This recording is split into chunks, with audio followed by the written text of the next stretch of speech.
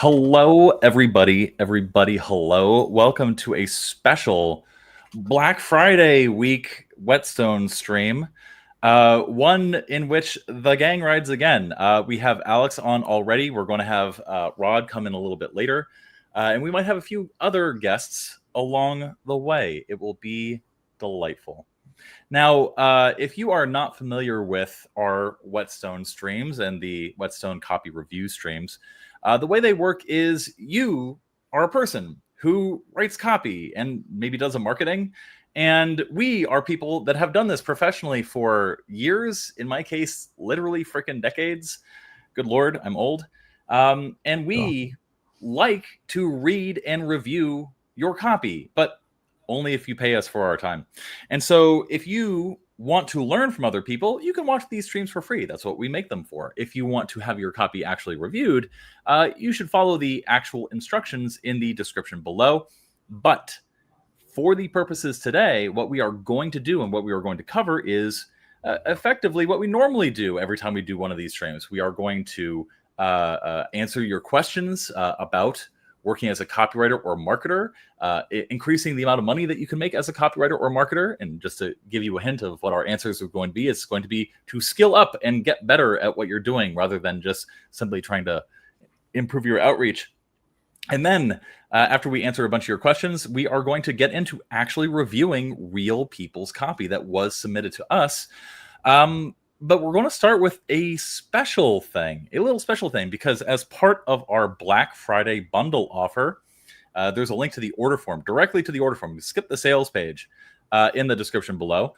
One of the bonuses that I came up with was basically that we would give you one portfolio review if you buy through that particular offer. So one of the things that we can do today is actually take a look at some of the portfolios that have been submitted to us for review. So I am looking forward to that. Alex, anything that you want to say to the group? Nah. Hey guys, we're very excited about this. I hope we have some special guests joining, because I think it'll be very exciting. And if you're here, and if you're a newbie, then we want to talk to you, because this is effectively to make you a better copywriter. So without further ado, Sean, I think we should start fielding some questions, or perhaps some copy. Where do you want to start? I don't know how much we want to wait for people to get in before we start. Let's answer some questions. What's Stone Wednesday? How are you doing, gang? How are we doing? I'm okay. I'm stressed, but I'm less stressed than I was. So it's better. I'm more moved in than I was as well. And there's a lot of marketing stuff going on, and I'm learning the power of delegation, which, yeah, took me a few years to wrangle that. How are you doing, Sean? One, the fact that my eyes don't feel like they're constantly in pain anymore, that's a nice little help. I'm also stressed, but again, like yourself, not as stressed as I was. I'm very much looking forward to talking about people's copy today. That's going to be exciting and delightful. Very much so. And everyone's saying your eyes look better. So that's good. Yes. Wonderful. Yeah, there's a number of comments from the 12-hour stream that I did on Sunday where they were just like, what were you smoking? And I'm just like, I literally explained what was wrong with my eyes a minute and 35 seconds into the stream. What the heck? Yeah, it was gooey, fleshy, alien-like. But you're still Sean, and we still love you. Oh, thanks. I'm wondering if it's entirely possible that my wife and I have long-term or permanent vision loss as a result of the virus that we just had. So not really excited or thrilled about that. It's insane. It's okay. You're a copywriter, not a copy reader. It's true. I can just sort of dictate things, like hire like a Samuel Beckett to be my amanuensis and take dictation. Yeah, or just smash into the keyboard for fun. See what comes out. Yeah, it's true. I mean, that's basically how most copywriters write now anyway. So that works totally fine. Like a Cro-Magnon, keyboard. As we will see today, because we're going to be reviewing your copy audience, and it sucks. It's tell you how to get true. better. Now, I just pulled up one portfolio review that was requested of us as part of our Black Friday deal that we have going on, and also as part of the Whetstone reviews that were submitted by Patreon supporters. I have 1, 2, 3, 4, 5, 6, 7, 8 pieces of copy for us to go over today. Lovely. Which is, I think, a good amount to cover in a reasonable amount of time. There are several people who have placeholders still in Discord. If you have not submitted your copy before this very moment that I'm saying these words, we are not going to go over your copy. The cutoff is now. And so this is a good question, though, which is related to that. Let's see. I, as a bargain hunter, jumped on the BFB immediately after it went live, but I don't have anything portfolio shaped yet. Is there a deadline? There is no deadline. We will gladly go over your portfolio in future Whetstone streams. There we go. Beautiful. Oh, do you want to start with a saucy question? Yeah, I do. Let's start with that because this is a whole topic in and of itself. Any good tips for SaaS marketing in general or resources/gurus you recommend? SaaS marketing in general. I mean, that's a very, it's like people who say like, how do you get clients, or like, how do you write copies that persuade? What is the best way to write copies? And like, it's funny, isn't it? Because I treat SaaS a bit like ecom in that when people say, oh, how do you sell SaaSes? It's like SaaSes are so insanely different from each other. Like Duolingo is a SaaS and HubSpot is a SaaS. Yeah. It's like those, but I would not market them in the same way. So and IBM's enterprise software is a SaaS. Like it's all Ionos server. It's like, so the answer to this question is, think about who you're actually targeting the product at and how do they most want to engage with said product to show that it works. Are they the kind of people who want an example? Do they want to test it online? Do they want a free trial? Or is it a long sales cycle because they're buying on behalf of a business? The question you should be asking yourself is not, oh, how do I get good at SaaS marketing? It's, well, if I do want to do something to do with SaaSes, what kind of SaaSes do I want to work with in the first place? Because there's a lot of difference there. So I don't think there is an easy way to answer that question. Yeah, I think that just to piggyback off of what Alex just said about like the longer sales cycle, depending upon whom you're targeting, some SaaS software services are clearly geared towards consumers. Like they are clearly geared towards just regular ass people that want to pay for software on a regular basis. But then there's also software that is more organizational, more enterprise driven, more things of that nature. And the things that you have to realize is that the people that buy those types of softwares, like softwares as a service for an organization, they're typically not the end user. They're typically a hiring manager or somebody in HR or like, some supervisor who's just like, I need to, I heard that there's a problem and I heard that there's a software that solves that. I'm just going to buy it and force like all my underlings to use it. Basecamp is a really good example of that. But no person who's ever bought Basecamp has ever tried to use Basecamp. Otherwise, they wouldn't have bought Basecamp. No offense to Basecamp if you're watching. Some offense to Basecamp. Very well. There we go. Would you guys, as senior copywriters, give a below 18 student with no experience internship or a junior job? Sean? Internship maybe, but junior job absolutely not. And the reason for that is just because, especially in America, there are so many laws and hurdles and like hoops I need to jump through to hire a minor, let alone an international minor. It just becomes again, like I'm hiring people as a business owner to do less work. And so the moment that like I have to fill out a bunch of paperwork or like, oh, this person is like, they're under 18, so they don't have like a PayPal setup so I can't easily transmit them money. Like, and now it's all of a sudden my problem to pay them, even though they should have solved that problem before they even spoke to me.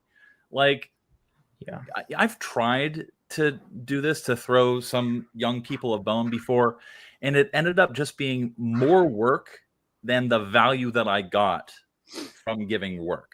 And so I've really been sort of like soured on the notion of giving people under 18 a chance in any sort of business that I run. So I would agree. And mentorship, forget the age for a second. Mentorship in and of itself is a job. Like it takes a lot of time and effort to teach someone. So when you're not actually getting paid for that and it's just taking up more of your time, it's a very difficult thing to do. So hopefully that answers your question. May you and your wife's eyes get better, Sean. Thank you. You're getting some love in the chat. Alex got excited. You play it as for sure. That is a Fender Jazz bass. I do play it. And it's here's a nice fact. It's signed by Martin Turner, who is the original bassist from Wishbone Ash. So I went and saw him live and got it signed. So there you go. So no, it's not just for show. I do play it. Hi, Leah. You mentioned on the 12-hour session that your wife is a thumbnail guru. I love Copy That's YouTube thumbnails. I would love to know how she does them. Well, Sean, I feel like that's a masterclass. Kaylee, do you want to talk about YouTube thumbnails? Oh, sure. Oh, goodness. Leave your blind wife alone. You mentioned in the 12-hour session that your wife is a thumbnail guru. I love Copy That's YouTube thumbnails. I would love to know how she does them. So what do you want to know? Because that's a very big question. Yeah, it's like how to market SaaS. Like we can talk about. Can you be more specific? Like, how do I make the art? How do I come up with the ideas? She was in the same room this whole time. Yeah. Surprise! Yeah. We're actually working on the sales page for the Black Friday bundle. We haven't officially launched it to the list. We've just been doing these sort of like soft launches, with direct link to order form. And so she's currently working on the design of the page, and then we're going to be working on the copy once the stream is over. Mm-hmm. I love the exaggerated features. So just to give you a sense of how she works and what she makes me do, because we live in the same place together, but she's very good at a couple of things that a lot of YouTube thumbnail creators I've discovered are not very good at. One is compositing. The other is editing skin. So just to explain what that means, and please yes and me after this. When you have, like, you plop a person's face into a particular scene or situation, you have to account for how, like, the angle of light and the color and temperature of that light. And if you have two faces plopped into the same scene together, it doesn't look normal or natural or good if it was taken in two different situations. You actually have to physically edit the skin tone and the lighting of the skin and, like, the angle of that lighting and things like that. And so she's really, really good at that. And she got good at that because lots of practice. The earlier thumbnails, I was not good at that at all. You'll see it. You'll see the progression. But yeah, as far as how I make them, I use Photoshop. You mentioned on the 12 hours. Oh, this is the same. The same one. Yeah. Okay. Just for context for everyone else. Yeah. I can give you a breakdown of the summary of how a thumbnail happens with. Copy That. Oftentimes the videos are made first. Some channels do it where they'll construct the thumbnail first, but in Copy That's case, like just the way that we're structured, the videos are made first, and then I research the topic, and then I go on to YouTube, and then I look at the competition, look at the topic, see what the other people are doing. And sometimes I'll even look cross niche to get inspiration. I have a thumbnail swipe file that I just consistently keep updating every time I'm on YouTube and I see something wrong. Oh my God, that title thumbnail combination is amazing. I screen cap it. I put it in my thumbnail swipes folder. It's literally on my desktop, so I can immediately put it in there. So that just like constantly grows. So like do research with vidIQ, and I'll look and see what are the outliers. It may not always be in a topic. Sometimes there's a theme when it comes to thumbnails, a replication that will be used, patterns that you'll notice, just like copy. And then I'll look at that, and that will help interpret my decisions when I go into then craft the idea for the thumbnail that I have. And then I will do quick sketches sometimes on my iPad, depending on what it is, or I'll just throw out a bunch of ideas in my mind, and then I'll get the title copy from Sean or Alex or whoever decides to think of the title. And sometimes we'll back and forth on that, brainstorm, and be like, oh, what this? And we'll come up with different angles, and then I'll create different thumbnails. And the thumbnails will have varying copy, and it'll just kind of, it evolves. And then as far as like the art creation, that's its own fucking. Ooh, I don't know. If No I should cussing. have said it. It's its own. It's sorry.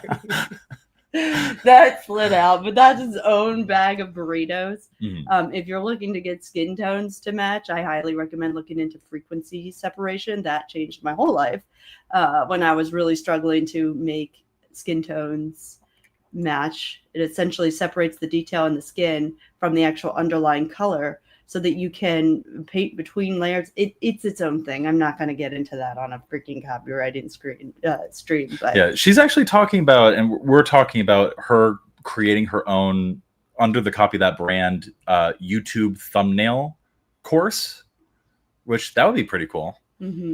So I second that. It plays into design. It also plays into the copy that's there. They're both equally important.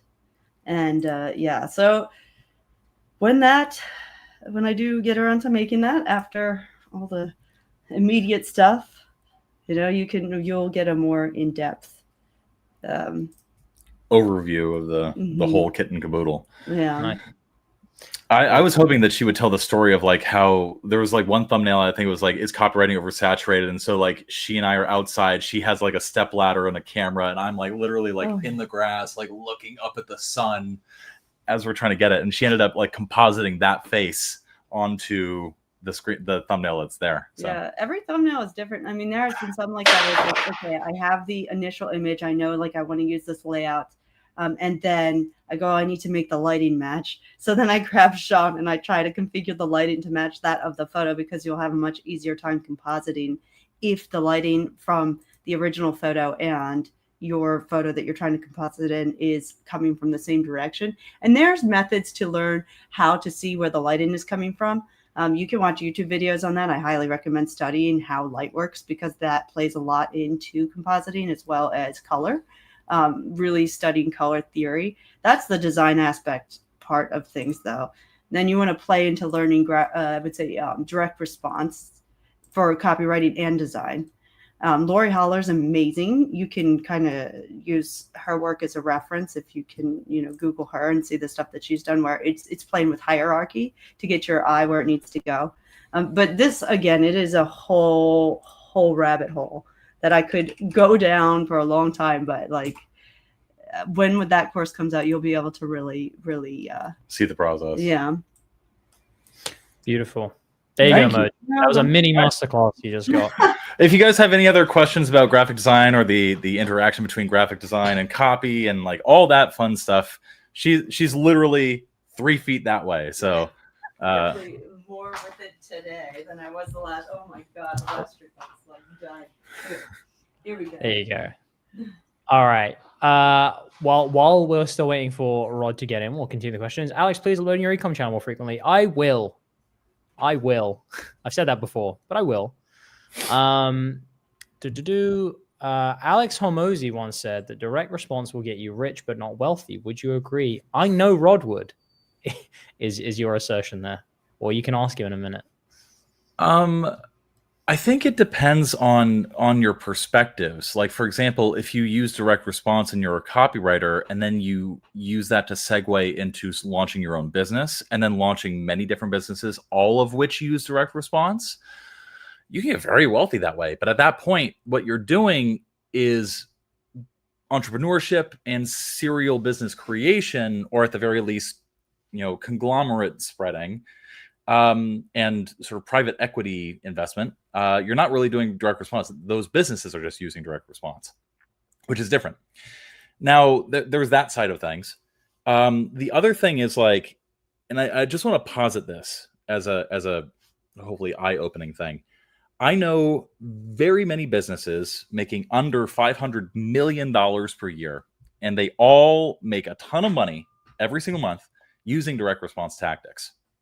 Now, above that point, it's almost like there's like a little membrane of money that stops those businesses from growing until they start investing in brand, until they start investing in the thing that is going to inhabit people's consciousnesses in some sort of like ultra scalable, ultra large way. Now, I don't know where exactly that membrane is, but I do know that there's a resistance that begins around the $100 million point. And so if you want wealth, quote unquote, and your perception of wealth, quote unquote, is something like having a business that's greater than $100 million, then yeah, Alex Hormozy is absolutely true. If you are a copywriter,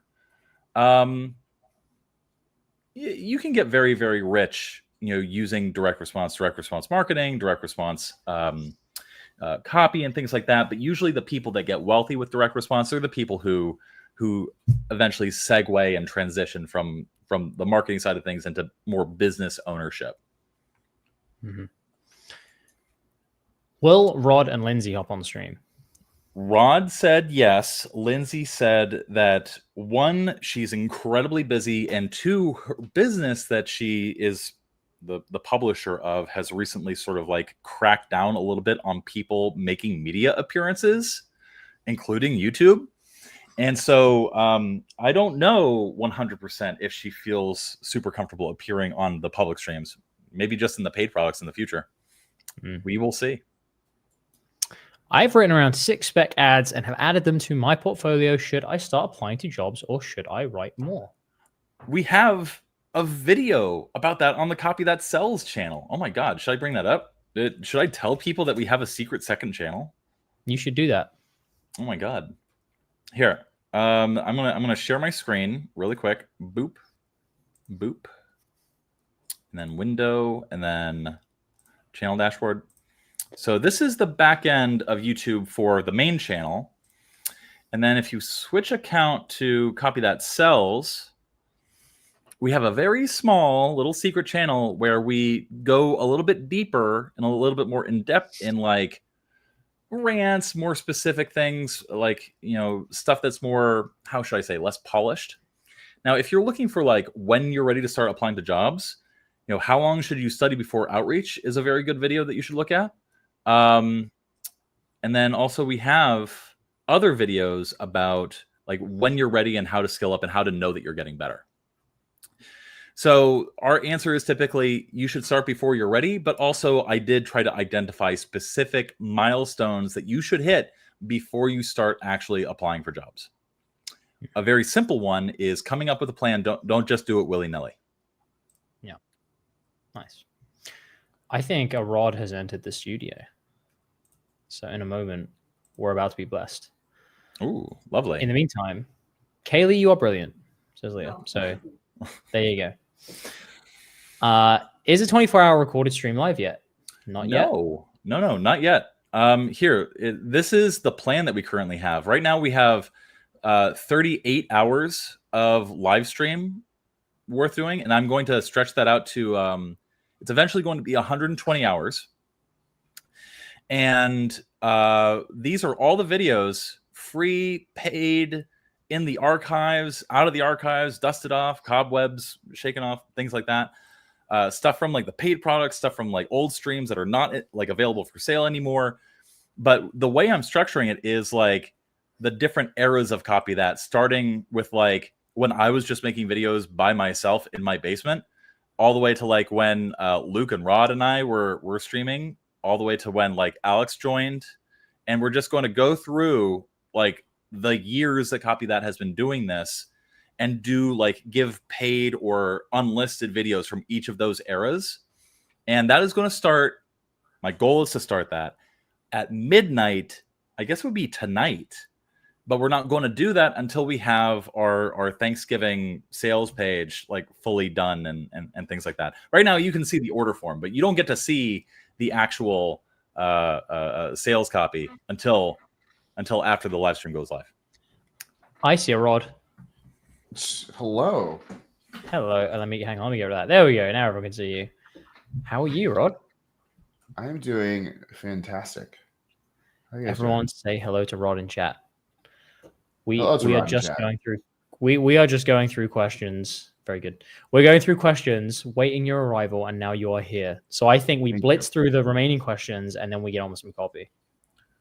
Let's do it. 1 sentence answers to each of these. Any tips for students starting out in copy? Watch the 22-hour video on the Copy That channel. Done? Everyone happy with that? Yes. Cool. Yes. Where's Rod and Lindsey? One of them is now here. The other one is I not. already answered about Lindsey. Is there anything odd or unexpected that you find yourself being grateful for? No. I have watched the full course, created a portfolio. Does anyone want to actually give a serious answer to that? Sorry, what? No. What? Oh, Is there anything odd what or are we? unexpected? What are we unexpectedly grateful for? Yeah. I'm grateful that my eyes work again. I did not expect to get a horrible virus in my eyes. There you go. Rod? I'm grateful for solidarity, even when things are shit. That's so gay. All right. I watched the full course, created a portfolio, and applied to several opportunities. I'm looking for an in-house remote position and so excited to start this journey. I'd love a critique. If you have bought the Black Friday bundle and you have sent in your portfolio, we will be critiquing it. If you have not, then buy the Black Friday bundle and then submit your portfolio, and we will critique in the future. And just to explain the distinction, if you are a member of the Patreon and you're paying that monthly subscription, not only do you get a bunch of freebies and bonuses, but also we will look at individual pieces of your copy during these Whetstone streams, which we do once every 2 weeks. If you want us to look at your whole portfolio and give you an overall assessment of your readiness and your skill, that's part of the Black Friday bundle. You get one review, and the link for that is in the description below. Nice. I'd love to learn more about how Sean is separating direct response versus branding. Okay. Cool. Hit the subscribe button on the second secret channel. Great. We'll come back to that. We got to get some critiques. To get a critique of my portfolio, does it require to be paid? Okay, just been explained.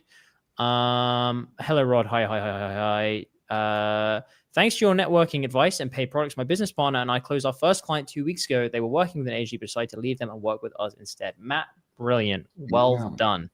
Networking works. It works, guys. I literally in the mega course mention at the beginning of that segment of the mega course how networking is the friggin' the thing. It's the thing that unlocks everything in this business.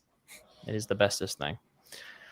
Do you guys stream every Wednesday at 9 p.m.? I need to set an alarm for these so I stop missing them. Every other Wednesday we attempt to stream, but yeah. I don't know if you guys have noticed this, but I've stopped calling these Whetstone Wednesdays because once every 3 of these streams, we don't do it on Wednesdays. Every now and again, we do it on at a different day. So, Friday, Saturday. Friday, Saturday, Mondays, what have you. They used to be Whetstone Wednesdays. Now they're just Wednesday or Whetstone critique streams, which on Wednesdays. Yeah. I think we're ready to critique. Yeah, let's do it. I used to make the joke Whetstone Wednesday on a Thursday or Whetstone Wednesday on a Friday, but people were just getting confused. So here's the first thing that we have. We have a copywriting portfolio, specifically Leah's copywriting portfolio. She is the first person who has bought the Black Friday bundle and submitted her full portfolio for review. So she is the first person ever to take advantage of that particular bonus in the offer that we're doing this week. Nice. Thank you very much, Leah. Good job, Leah. So, Leah, if you are in the chat, where would you like us to start? What would you like us to focus on? And, over the next few minutes or so, how can we help you get the most out of this critique? She says to be nice. Can I start by not being nice and saying something that I always say about portfolios? Yes. Now, you may hit back and say, Alex, this is just for you guys, blah, blah, blah. Fair enough if that's the case. But this is a warning for everyone, because I'm going to say this for every portfolio that is given to us. I expect to see this as you would expect to give it to a client or a prospective client.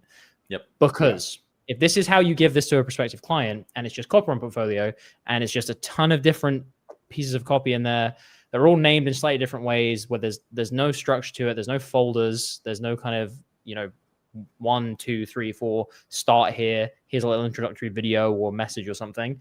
I just feel overwhelmed and I'm like, I don't really know where to go. So that's the first thing. And then the second thing, as Leah's just said in the chat, yes, this doesn't look good. And this is it. You've got to kind of think about what is your client seeing? Or what's the prospective client seeing? If this is the first thing they see, it's a bit overwhelming. The second thing I'll say, and this is a little bit less relevant for us reviewing it, so I understand, but when you are giving a portfolio to someone, think about who they are.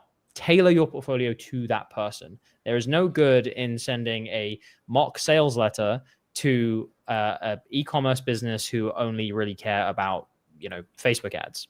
They're just not going to find that relevant. So think about purely tailoring for each client. That's my little spiel done. I'm going to try not to say that again for any more portfolio reviews, but for everyone watching, please make sure you think about those things before you submit them, and especially before you send them to clients. Now, fortunately, it is pretty easy to fix what Alex is talking about. Like, it is. The quickest, easiest version is just make a couple folders in here, title the first one, start here. In there is like whatever sort of like overview. Think of it almost like as like a cover letter type thing, where it's like, this is what this is what you're seeing. Here's your, I think you have a video here that's probably like a similar thing. Put that in there. Have your next folder be sales letters. Have your next folder be meta, social ads, whatever. Just kind of bucket stuff. And then when you go to tailor this to any individual job that you're applying for, you can literally just copy paste an entire folder of stuff. So if you know it's only going to be a social opportunity, you could just take all of your social copy that folder over, put it into whatever thing you're going to be sharing. It'll make it, like, not only will it make it easier for people to go through, it'll also make it a lot easier for you when you're going back trying to figure out what copy should I be putting in front of this person. Yeah. And it takes like 10 minutes to do too. Yeah, it takes 10 minutes. And another thing too is that also allows you to be more, how should I say, targeted and bespoke. You create a folder and then you put the relevant folders into that folder that you're sharing, and then you record a quick little Loom message, and then there's a persuasive power that's very, very different from like receiving a folder that's called copywriting portfolio versus something that says copywriting portfolio for Sean and the Copy That team. Like, oh damn, goddamn, copywriting portfolio for insert name of marketing agency here, or insert name of creative director here. It really, all we're talking about is just like the basics of like copywriting and marketing. Make things that are super relevant, make things that get attention, and then also like make the experience, the user experience of the thing as seamless, easy, and frictionless as possible. So the first thing that, after you. No, I was going to say, like, that's the first thing I would do. But Leah, where would you like us to start? Are there any particular pieces you'd like to start with?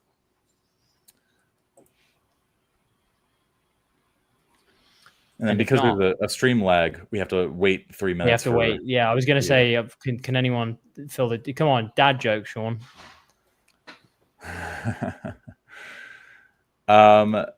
I guess like marketing services, that's the first thing that shows up. And so that's what I would want to see.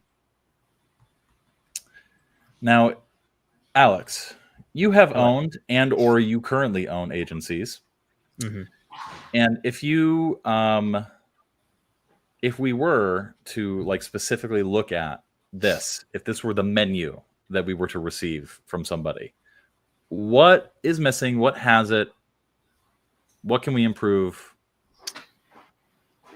Yeah. So this is where you need to think outside of just the portfolio and think about how you have approached someone. And as we talk about in the 22-hour course, the best way to approach someone is always with an offer in mind, going to them with something tailored about what you've noticed about their website, their funnel, their marketing generally, and saying to them, here is what I think I could do for you. Here's a few pieces of advice. Like, let's talk more. With that in mind, something you should always be doing is within your portfolio, giving just a small message around like what, a bit of a recap about what you've sent around that application or around that outreach. But when it comes to the services page, if you're including that portfolio, and I actually think this is quite a smart idea to include something like this in a portfolio. I'd say most people don't. However, you can't just list everything that you do and kind of say, hey, very matter-of-factly, here's what it is. You need to link it to why people care about that thing. So someone working with you, let's say someone just wants to work with you as a copywriter, as a marketer, what is the offer? What is the package? How do you help them get from where they are to more sales? So just by looking at this, I can see that you do sales copy, you do emails, you're offering content. You pretty much offer most stuff, copy, audits, and editing. So that in itself is almost like a kind of full stack approach to marketing. So instead of just saying, oh, here's a list of stuff I do, the way I like to do it is I change it into a process and say, okay, here's my like 3-step process. First thing is we're going to jump on a discovery call. And we're going to go through like your existing funnels or whatever. Then I'm going to take you through my like the 3 Ps, and we'll make up whatever you want. But like my little system for doing this, so we can work out like what your missions are, what copy you need, and then etc. 3, we can start work and we can tailor a specific service to you. Under that, then you can say, here's a selection of all the stuff that I can do, but it's going to depend on exactly who you are as a business or as a customer. And then I would design this, just go into Canva and make them into like little boxes. So it's not so like listed, but you've got 9, 12 little boxes that just say, here's the subhead of the thing I do, and maybe give an example of it. Tell them what kind of business might want it, what it's going to do for them, what is the benefit of them getting this service. So all of a sudden it becomes far more easy to understand what they would get from working with you. And if they do want to go through your services, they're easier to read and they all link to a benefit rather than just, hey, ghostwriting, or hey, an ad or whatever. Does that make sense? I'm asking you guys first of all, does that make sense? It makes sense to me. Awesome. It does. I would caveat, small caveat, is it really does depend on like what type of opportunity you're trying to put yourself out there for. I think if you're approaching this as like, I'm going to be the freelancer consultant to an individual who owns a business, what you said, Alex, is completely correct. In my world, where it's more someone's hiring you on for like as an agency, where you might have to work on a bunch of different things. If you come in and you start talking about, here's my process, here's my 3-step process for whatever, they're gonna be like, okay, sick, but what the fuck can you do? And so something like this will be a little bit more useful in terms of, I have experience doing writing for all of these types of things, because, you know, they might have clients throughout their agency who need a little bit of everything. And so just keep in mind, like, what is it, or how is the person on the other side, like, not just what they need, but how might they be thinking about how they can like make use of your services too. Yeah. But I mean, the caveat to Rod's caveat is that nobody actually wants to write for a multi-million dollar ad agency. That's ridiculous. No. That's stupid. Everyone I know like that is a bit of a dick. So, you know, they add caveats to my sentences. Same. Things like that. Amazing. Leah, hopefully that's helped. Now, you mentioned that we'd already reviewed your ad. Do you want us to review any more copy in this? Or Please, Leah, I want you to get the most out of this as possible, because I want us to be advertising how great these portfolio reviews are, so that people take advantage of the Black Friday bundle and the bonus that this is a part of. How would they do that, Sean? They would click the link in the description below, and then they would purchase. And then once you've purchased, then you can let our Discord our friend Adam know that and then he would give you the correct roles. Okay, pick anyone that you want. Well, I've already reviewed one of Leah's. I feel like Rod, I don't think you've had anything to do with Leah yet, have you? I've not. Can we watch the video? Will it work on stream? It will. Let me make sure that I'd ask Leah first if she wants us to watch a video in front of all these people. Yeah. Oh yeah, sure, fair. Leah, may we watch your video? Don't feel bad about saying no. You can say no. I'd say no. I might be embarrassed and hide myself. It's fun.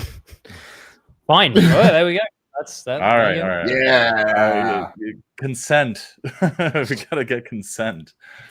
I'm gonna stop the screen. I'm gonna redo the share screen so it's tab based, so that we can actually get sound. Let's do that. Share. Okay. Open with preview. Welcome to Verge Marketing and Copywriting Services. My name is Leah Mason-Burgeon, and I am a certified action-based psychology consultant and copywriter. So Well, Leah, your video is the internet doesn't like downloading and then re-uploading the same footage. That's Leah's fault. It's buffering. God damn it! welcome. You are here probably because I reached out to you, or perhaps you saw my information on LinkedIn. What is an action-based psychologist and copywriter? Well, they're the combination of the best two worlds you can possibly have. Right now, you probably have offers that you'd like higher conversion on. You probably have some older copy that you know needs some work.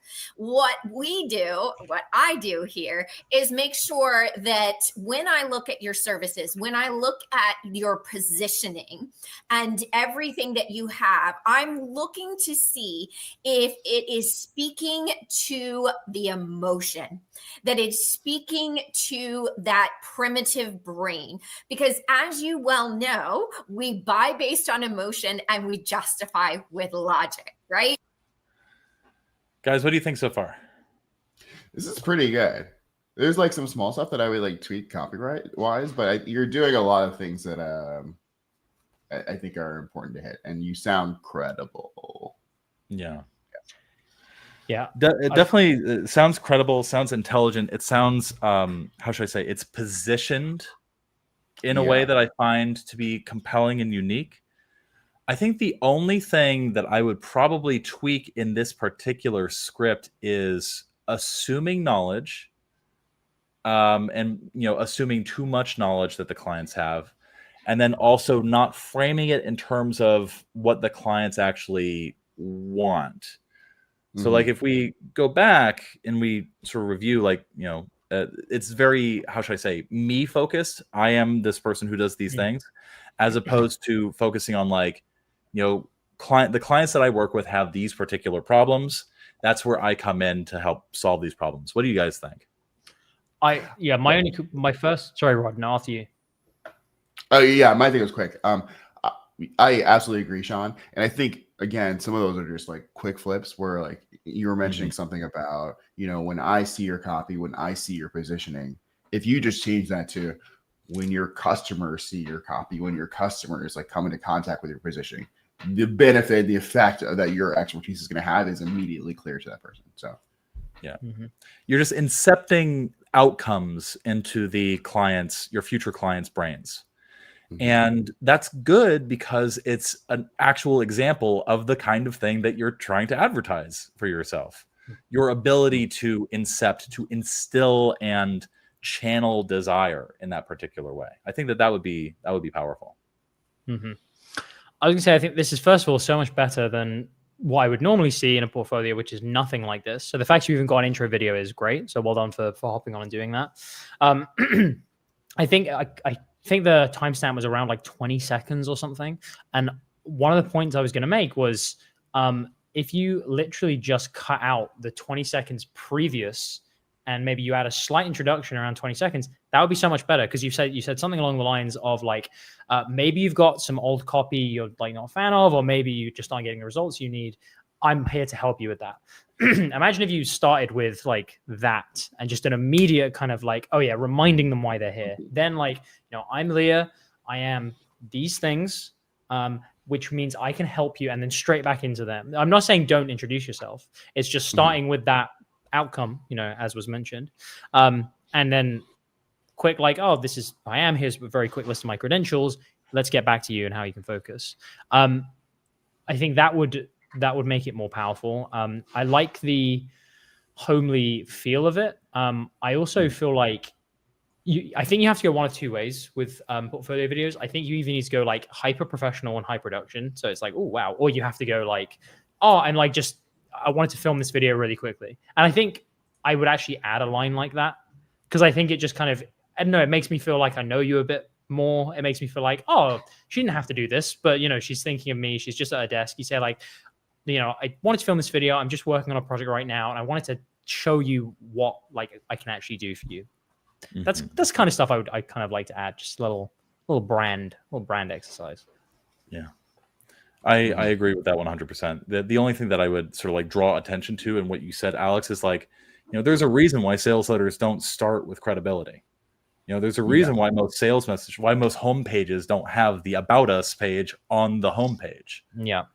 The credibility, the information about you and what you do and what you're all about is secondary to what people care about, which is usually themselves.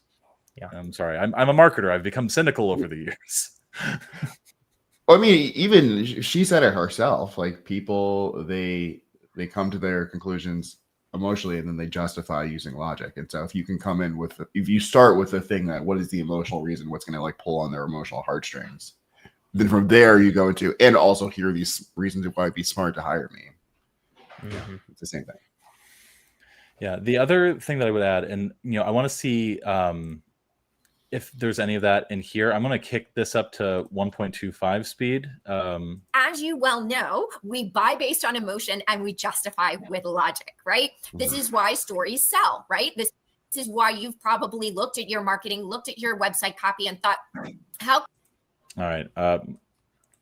Despite paying for the highest possible, most expensive internet that Comcast has to offer, Florida internet is still just abysmal. So let's see if we can kick that back down to 1 and see if this will actually load. How can I really hone in on making my customer the hero in their own journey? Well, there's so many other things that we can look at, right?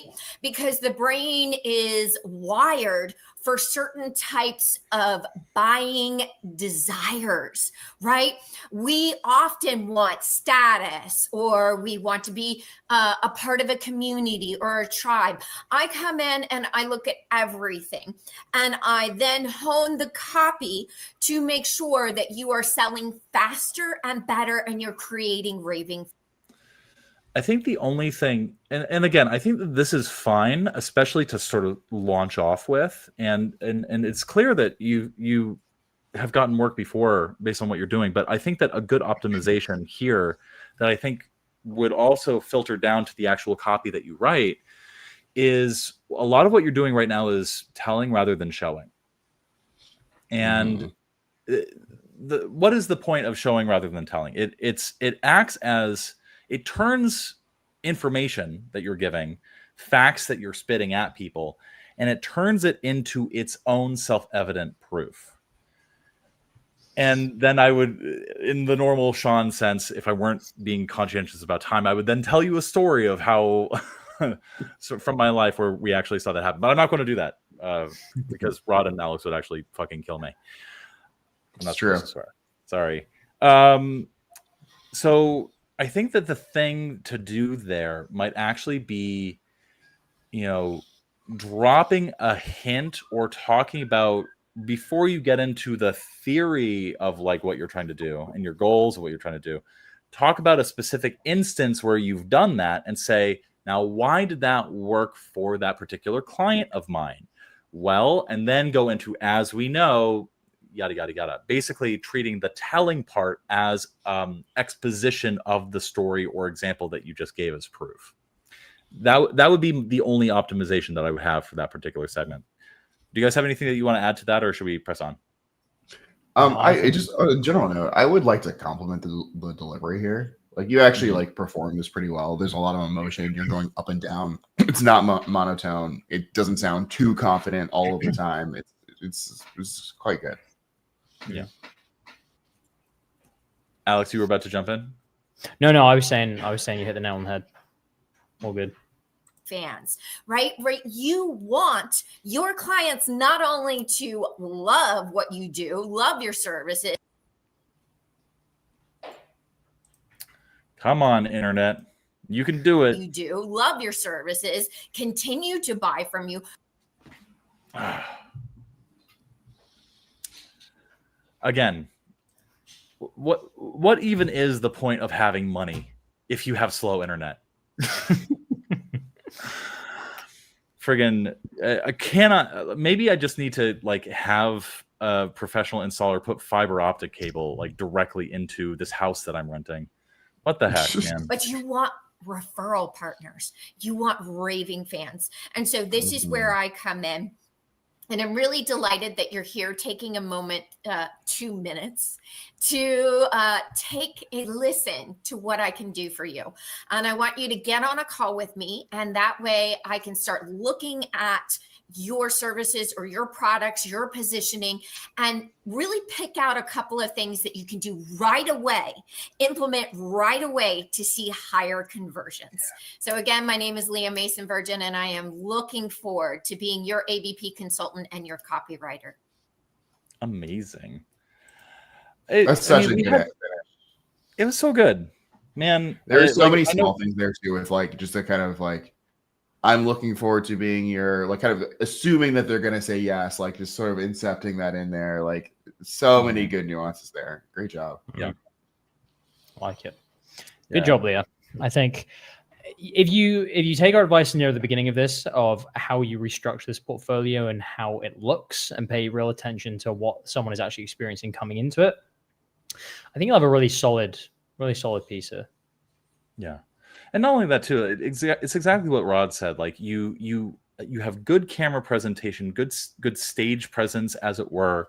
You exude confidence, even though you in chat are saying that you lack it. You've got it. You've got the goo. I've been making the reference to Alex and Rod in private conversation recently that some people have the goo, and you seem to have the goo. So I definitely think that you have something good going on there. And right out of the gate, I would be inclined to at least jump on a phone call with you. But let's look at a random ad to see what we should look at. What do you guys think? Sure. Which one? Ooh, which name am I most drawn to? The Oops sale email. Yeah, that was the first one that I looked at too. I was like, oops. I was looking at Mom Fuel. I'm intrigued. Oops. Let's have a look. Let's take a look. Subject options. Oops, the most important part slipped our minds. Oops, smiles incoming.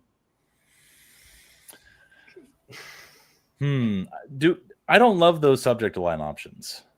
No, this is going for the classic mistake or apology email, where it's saying, "Oh, we did something by accident," and there are stronger ways to get that across in an email. Sean sent one literally the other day. Yeah, Monday. And that was just, I messed up. All lowercase, purposefully all lowercase. And it's just like, oh, what happened? This feels a bit manufactured. And the point of an apology or a mistake email is that it needs to feel very authentic and genuine. This feels like it's been planned, you know. Yeah. So I think this could be stronger at doing what it's trying to do. Yeah. Hi there. Our apologies. We were so excited to share our holiday deadlines with you that we forgot one crucial thing in our last email: the links to start your order. Before we give you those links, take a moment to consider why handwritten notes matter so much, especially right now. Out of the gate, how are we liking the start of this email? I'm not a fan, but also because I have a very particular way I like to write apology emails. And I know we talk about this a lot, but it's very similar to like the lift formula for ads or for emails, which is the DIC formula, which is disrupt, intrigue, click. And especially if it's linked to an email they already had, you've already done the hard work of like talking to them in that email. So you only need like a tiny recap, 1 to 2 sentences, maybe a 1 bullet. This is now kind of going into a whole, hey, I'm going to reopen up this conversation. It's like, no, like this should be quick, because as soon as this starts going into like a sales thing, I think, all right, I'll just delete it because they're just talking about something I already know. Whereas the whole point of an oops email, an apology email is like, oh, right, they fucked up. Let's have a look at what they fucked up. And now I go straight onto the page, and then the page can convince me. So that's my approach. Yeah, I agree. I think also if you're going to do the oops thing, you have to lead on like a really positive note. So like, not oops, we were so excited to share our deadlines, but oops, we were so excited to give you whatever free value, give you whatever thing that you were also excited and happy about, that I am now reminding you that you were excited and happy about, that, oh, there was this other thing. And then that other thing should probably be some form of new information or something that like dimensionalizes, changes the way in which the person is even perceiving the value that they got before. So whether it's oh, I forgot to tell you that we're going to give you these 2 other free things with it. Or, oh, I forgot to tell you that like the best part, I forgot to tell you what the best part about this thing that's going to make you love it even more is like, it's not just like a functional thing where, oh yeah, I forgot to send you a link so you can get it. It's, here's a reason for you to love it even more, or be intrigued enough to click to find out that you're going to love it even more. Yeah. Agreed. Leah has this to say. I made this email because his email was so plain and there was no reason to buy his product. That's real. So, we've talked about, handling the dick in the emails before. We don't really need to, retread, old copy that territory. There will be a 24/7 live stream starting tomorrow about that. But, there's really a couple of different functions for emails. And, a lift email, what we're describing, the whole point is to get people from that email lifted onto the landing page. And there's no other purpose.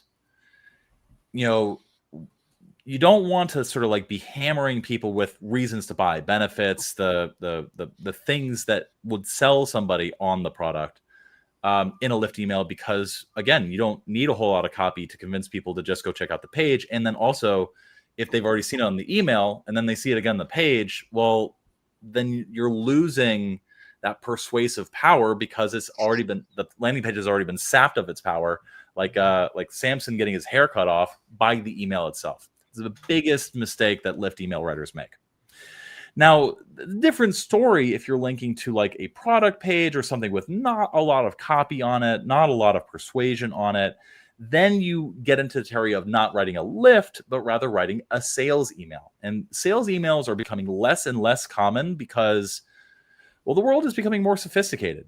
People are realizing like you want the landing page to have sales copy on it, and you want the email to just give people just enough to get them onto that sales page.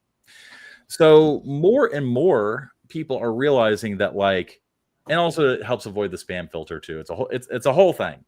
And so really what you want to be thinking about when you're writing these kinds of emails, aside from like this particular method of disrupting people, which has its own set of tropes and its own set of nuances that you want to be like delicate about and nuanced about. But also once you get into like explaining the why behind a product, the one thing you have to reconcile with and realize is that the moment you begin explaining something, you start sapping the intrigue away from it. I invited Kyle Milligan to come join us on stream today, and so he would probably compare this. I'm just like putting on my Kyle Milligan hat. He would probably compare this to dating, like a beautiful person. He'd probably create an analogy around like, the thing that allures you to a new partner is the things that you don't know about that partner. The same is true for products. The moment that you begin like actually revealing some things and learning some things about that partner, that begins the filtering process where like you might be more amenable to these things in that partner had you gone on a few dates before you learned these things. Mm-hmm. Exactly. So again, delicate balance. An even more delicate balance if you're trying to use the oops, I did it again email. So that would be what I have to say about this particular email and how you could potentially like improve that spec piece. Yes, sort of. I'm gonna say sort of. I purposefully used person and people rather than woman, but there you go. Yeah, definitely. Like, again, it's a delicate balance between what you reveal versus what you hold back. And you have to be very judicious about how you pick. And especially for this style of email, the apology email, it becomes even more delicate. Do you guys want to look at one more thing before we ask Leah of what else she would like us to look at? I think he's the first person who invested in us Black Friday wise. I think we should do one more. Okay. Can we look at the protein candy? Let's look at the protein candy ad.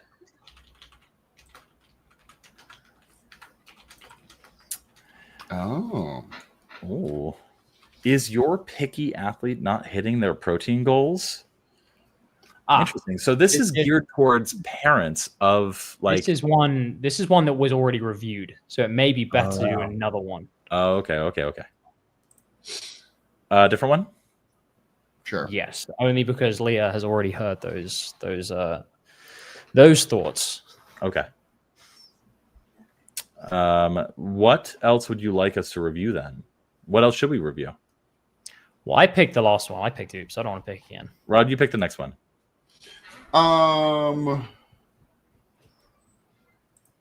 It's the $1 million firm or web edits for feminine something.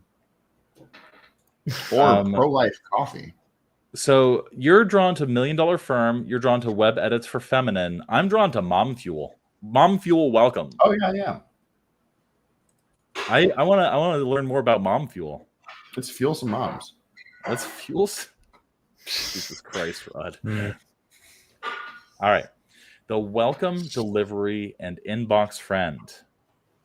Subject. Tribe welcome. Your 15% off code, MomSanity15, is inside. MomSanity. I think that you could go a lot simpler with this and then leave this for preview text or just not include in the subject line. You run the risk, depending upon the CRM and depending upon the domain, of ending up in spam or promotions if you include that in the subject line. Mm-hmm. Any thoughts about the subject line? I think as a welcome, like tribe welcome is fairly redundant. I think it's better to either continue the conversation that was already being had on the page they signed up on. Like tribe welcome is just very standard of like, oh, it's a welcome email. Whereas if you want to kind of bridge the gap between the page they were on and making the first big action, like I would be thinking about that. So for example, let's just say that they signed up to a get a 15% off thing, right? Like, which it seems like that is what they did. If that was the thing they did, then the thing they care about most is getting that 15% off. So the tribe welcome becomes redundant. Your 15% off code is inside is totally, like relevant to that. But as Sean said, why not just have your 15% off code is inside and then the code as a preview text, or just leave it for inside the email? Yeah. Oh, by the way, thank you, Sophia, for joining. Sophia. That is delightful, and we appreciate you. Thank you so much. Thank you. And yeah, that's the thing about like sample portfolios and spec pieces is that like the moment you share it with somebody, that it's like a choose your own adventure. And if you haven't cultivated that, like using the folder system that Rod and Alex have described, you end up with like what I've been doing or what we've been doing of sort of like randomly picking through it, when what you really want is for people to like see your best foot put forward.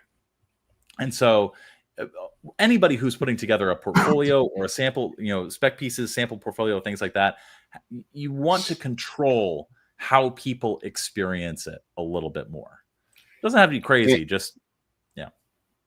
And it is genuinely better to have 3 pieces of really good copy than to have 15 pieces of like okay-ish copy. Yeah. So like I know there is a thing where you open up the folder, you're like, oh my God, there's nothing in here, and you feel kind of awkward about that. It is like really truly okay. And you just saw how we went through it. If there's only 3 things for us to click on and they're all bangers, we're going to be happy when we see that, regardless of like how many pieces there are. Yeah. I've only ever really like gotten a job through email once. And it was because I was introduced to the vice president of a company who wanted to have me write a long form direct response sales letter. And this person asked to see some of my work. And so I said, okay, this is the best performing sales letter that I have ever written, and this is the worst performing sales letter that I've ever written. I only attached those 2 things to the email, and I got the job. It was great. I think that tactic in particular, I don't know if it would work for very, very many people, it would have to be like for the very specific niche and for a very specific type of copy, very specific type of situation. But that particular tactic, like I want to explore a little bit more in the future. This is the best. This is the worst. Because even if they look at the worst and they go, actually, the copy here is pretty good, it's probably not his fault that this bombed. Yeah. It's funny. Welcome to the Mom Sanity Tribe. We are genuinely thrilled that you've chosen to prioritize your body and soul. I know how easy it is for busy Christian moms to put themselves last, drained by midday, running on coffee and feeling that constant guilt, but you took an action step today, and for that, you deserve a high five. Your mission here is simple. Huh? I said, fuck yeah. They do deserve a high five. Alex, do you think that Christian moms deserve a high five? I mean, as much as any other person of any other faith deserves a high five. You know, I don't know. I don't think Zoroastrian moms deserve a high five. Why are you bringing up Zoroastrian? Like, learn a new word every day with Sean. Cult of Mithras moms do not deserve a high five. Your code is here. You'll find your discount code at the very bottom of this email. Use it to finally invest in the steady energy and nourishment you deserve. I think my big thing here is that it's very vibey. It's very vibey. But I don't really know what this business is, what the product is, what it's even for at this point. You know what I mean? You know, I've read 5 paragraphs and I don't know what the product is. I think like my broader question, and I know this has to go to Leah, but like, what is the purpose of the email? You know, like I know it said, you know, being a friend and a welcome and a discount, but like it's pretty shake. Cool. So that's the product. Like, is this for people who I assume have signed up to get a discount? This is a nurture email. Okay. So like, I don't mind this, you know, as much. They already know what the product is, which is fine. I would like try to link it back to the product almost immediately, because that's the thing they're interested in. Like, we know that. And a lot of people get worried about focusing on the product because they go like, oh no, you need to be like less direct and you need to, you know, build this rapport and you need to agitate and all this shit. But like, if they've already signed up because of your product, just keep talking about the product. You know, you can still be nice and nurturing while talking about the product. You can talk. A classic is talking about why the product exists, linking it back to the founder. You know, you've got Debbie and Emily on the thing. Like, if they're the creators, like Debbie and Emily created this shake for Christian moms who couldn't find a break during the day. Boom. That's the immediate rapport you've kind of built. Then talk about like each of the features and why it's going to help with different things. That's far more compelling to me as someone who's already seen the product online than just kind of vaguely talking about like, oh, let's like, let me show that I understand you and let's agitate your problems. I'm going to use an old Roman rhetoric trick. I think it would be inversion or chiasmus, something along those lines. So from here, I know how easy it is for busy Christian moms to put themselves last, drained by midday, running on coffee and feeling that constant guilt. What I did not realize before I started the Mom Sanity Tribe was how many of these problems are caused by a lack of protein. So you take it from like, I know this, to what I didn't know was this, and then use that to relate it back to the product. And so you have this sort of almost parallel rhetorical structure going on from one paragraph to the next. And what happens subconsciously there is that these things, the bad things, then get inverted in the person's mind by the next paragraph. And then by doing that inverting, you associate positive things with the product that you bring up in the next paragraph. It is, it puts the B in subtle, but it works really, really well. It's one of the reasons why that style of rhetoric, and it's also not a very obvious rhetorical trope. if you do it well. So that allows you to sort of like Marketing ass overcome. shit right there. Sorry, what? So that's some brand marketing ass shit right there. Let's change people's perceptions about the products. Ooh, associations. What? Through the use of sentence structure. Oh man, Yikes. that's been my bread and butter for very many years. Code is here. Once more asked, Tribe is all about connection. Make sure to get the best tips. Save our emails from the spam folder. Could you hit reply and tell us what is the single biggest thing keeping you from feeling 100% right now? Energy, cravings, or stress? Seriously, hit reply. We read every message. That's it for now, friend. The only thing that's really missing from this, and this is something that I have been harping on with ecom emails recently, and I actually just interviewed somebody about this. There's two ways that you can really go with email marketing for ecom brands. One is like very bland, very direct, very like sales focused. This is the product. This is how to get it. Here's a reason to buy, yada, yada, yada. And then there's more of the like brand, like what Rod Sword does, like the more brand style, like what is the association or the deeper cultural resonances you can create in a person's mind between the thing and the thing that you're selling. Let me see if I can pull up in my email inbox an example of what I'm talking about. I recently interviewed Brittany from the Alaska Salt Co. And she has, in my opinion, some of the best like relationship focused and like story-based and rapport-based focused ecom emails in the business. And for reference, she has sold at this point $5 million worth of sea salt using the style of email I'm about to show you. So it's worth listening to. Imagine selling $5 million worth of salt. It's a lot of salt. It's a lot of salt. So let me see if I can zoom in a little bit. Alaska Salt Co. Hi, Sean. Brittany here, co-owner, founder of Alaska Salt Co. and the one who will usually be the author of our email newsletters. Welcome. This is not your typical small business email newsletter. I personally cannot stand marketing emails. Marketing tactic right there. I can't stand marketing is a marketing methodology. So when I had to start writing them for my own business, I gave a lot of thought to what I'd actually be compelled to read. The email situation is actually more like the Saltco Diaries, a real-time raw account of our personal experience, blah, blah, blah, blah, blah. In these Salt Diaries, expect to see a great deal of swear words, brutal honesty, and of course, the occasional marketing pitch to sell you some of our sea salt products. That is how we make our living after all. And memes, there's typically a handful of them in every email. Life in general could use a little more salt. We're just doing our part. So salty. Maybe if I add a little salt. So what is this doing? Immediately out of the gate, this particular email is introducing not a business, but a person who's the head in the front of that business. It is saying what to expect and training people how to read the emails. It's also disqualifying people who would not be very good for this brand.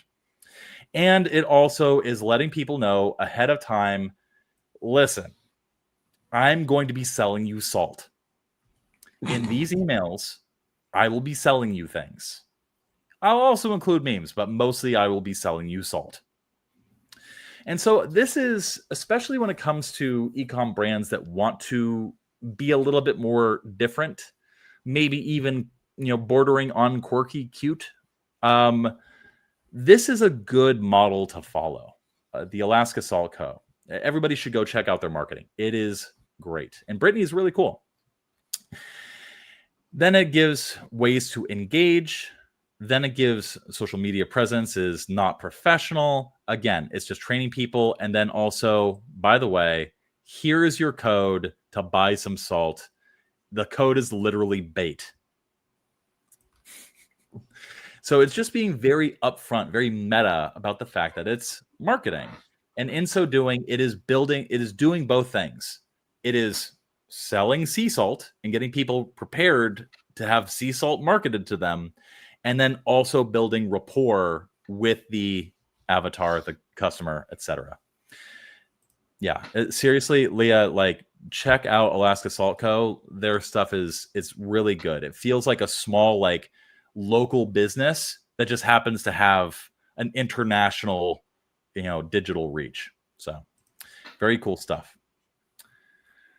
And also, there's just so many memes, and they're all about salt.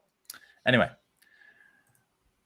let's go back to the portfolio. What other questions do you, Leah in particular, have about your portfolio before we move on to other people's copy to look at? Are you satisfied with your portfolio review? How many out of 7 stars? How many stars would you give it? I'm gunning for at least a 5 out of 7, a perfect 5 out of 7. Perfect 5 out of 7 with rice. You're amazing. We are huge supporters of you, and we appreciate you being a huge supporter of us. Thank you for sharing your copy with us and the world. Satisfied with my care. That's good. We're putting down a quote. That's Sean, going to be a testimonial. I also think, Sean, you've inadvertently stumbled into a fantastic gray hat marketing technique of making everything ranked out of 7. So even if it's not that good, if someone says 5, you can just say, hey, this person gave it 5. Hey, we got 5 stars. We got 5 stars. I like that. I'm using that. And that, my friends, is how marketing tactics are invented. There you go. Great. Leah, amazing. I think that you're still a Patreon supporter, so we will gladly look at more of your copy in the future, but we hope that you're enjoying the Black Friday bundle, which is why she was able to actually get her portfolio reviewed by us. We will be looking at more portfolios in the future, and we hope that you take advantage of our Black Friday bundle. Link in the description below. There. We did it. We did a thing. Hey. Nice. Guys, well done. All right. This is I immediately know that this is an Alec sample because of the title. I'm creatively disabled. Oh. His stuff is like his titles are always so very good and off the wall. I love it. This is practice work. It's for a real estate course to help pass the exam and get the license. It is a Black Friday, Cyber Monday promo. The funnel itself is from lift email to landing page. Hey, look at that. Perfect 5 stars. We're not going to tell you out of how many total stars that she rated it, but she gives it 5. Amazing. Thank you very much, Leah. All right, so the lift launch email is sent Monday, same week as Black Friday. Feel free to comment on the strategy as well. Email is super short. So let's look at the lift email, and then we'll look at the landing page. All right. So very cool. Very cool, very cool, very cool. I love it when people tell me they're just going to sell me. Like, I agree. Like, I wish more brands were more honest about it. Actually, my wife Kaylee and I just got a board game made by the Oatmeal, and in the rule book, one of the things, it had a frequently asked questions in the rule book, and like one of the questions was, hey, can we just like alter the cards or create our own thing, our own cards for this? And the answer was, you can do whatever you want. We already have your money. And I was delighted by that. We both were just so tickled by that. And it's one of those things where it's like that humor, like making levity of that is like it makes it more honest. It makes it feel more authentic. So I like it. Yeah, absolutely. All right, subject line: biggest Black Friday ever starts today. I don't know. Yeah, I don't like it. Yeah, and I'll tell you why I don't like it. It's a lazy subject line, and like you can afford to be a bit lazy in Black Friday. Oh yeah.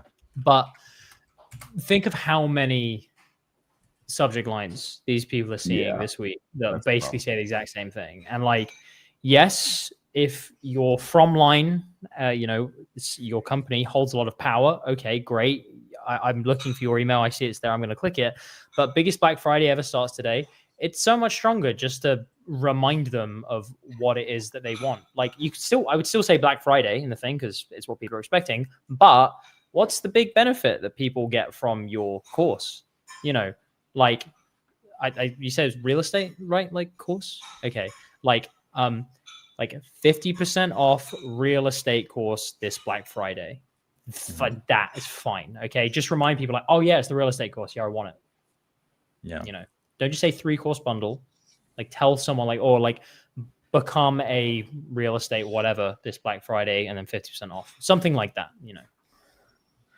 I think this is a few years ago, but we did a Black Friday campaign. I think this is back when we only had like 2 products to offer.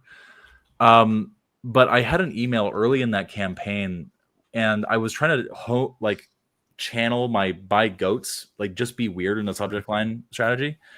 And so the subject line that I wrote was something along the lines of like, the blackest of Black Fridays looms ahead.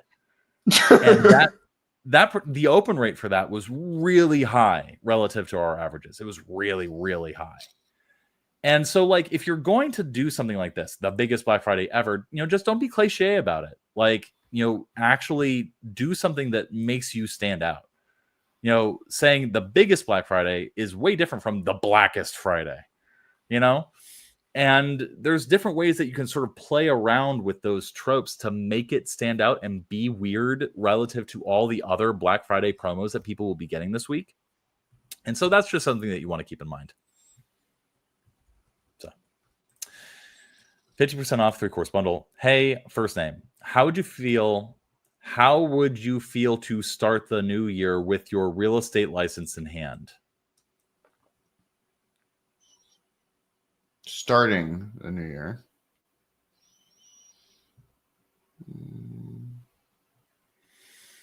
Why not just say, hey, first name, it's time to start 2026 with your real estate license in hand, period. Like, actually assume that people want, that's why they're on the email list. Starting today, we're happy to offer you our biggest Black Friday and Cyber Monday bundle yet. I think future pacing it in a much more visual way of just like, you could have your real estate license by January 4th. Like just make it specific, because then it also adds the question like, oh Christ, there's actually there's a time on this now. Like this feels doable. Like that, that is fine to me. You could have your real estate license by January 4th, 2026. Here's how. And I want to read the rest of the email. Yeah. Hey, first name, with our, amazing BF CM bundle, you could have your real estate license in hand by 26, something like that. And then, or even just like going straight for the throat, you could have your real estate license in hand by January 26.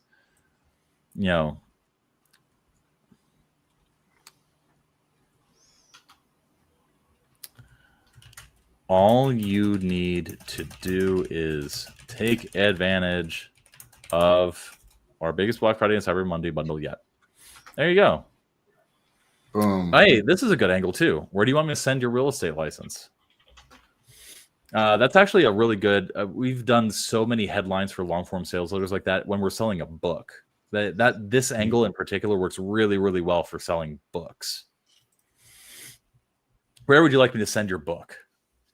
It works. 80% of the time, it works every time. Anyway, so that's what I have to say, about this. Right now, it's not really landing for me, and that's just because like. Who was the famous marketer who said you have to go for the throat?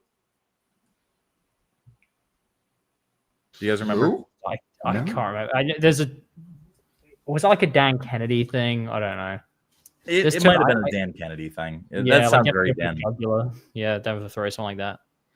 Yeah, he was all about like, when you sell something, just go for the throat. And like here, especially Black Friday with something that is clearly valuable and something that people want, and like Alex said, like has a particularly bound timeline that Yeah, it's just go for the throat, man. Anyway, landing page. Let's take a look at this. So this is linked from the email that we just looked at. Our biggest Black Friday and Cyber Monday bundle ever, giving you the best chance to pass your real estate exam before the end of this year.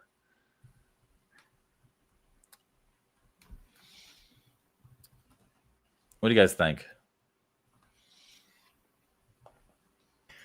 I think like show me, you said this for another one, Sean, but like don't tell me how is this giving me the best chance? Like what is the pass rate? For example, there are intensive driving courses where instead of learning to drive for like a year or 6 months or whatever, you learn in a week. You do like 8 hours a day of lessons, and then you take your test. And for those, I know like an angle that works really well for them because I've worked with them before is like 97% of students pass first time with this course. And like that is showing that immediately like oh god, it's such a high pass rate. I have a 97%. Because what that says is I have a 97% chance of passing. So show me that. Or give me an example of a testimonial from someone. Don't just say, this gives you the best chance. Say, here's someone in your position and this is what they did and now they have it. Show, don't tell.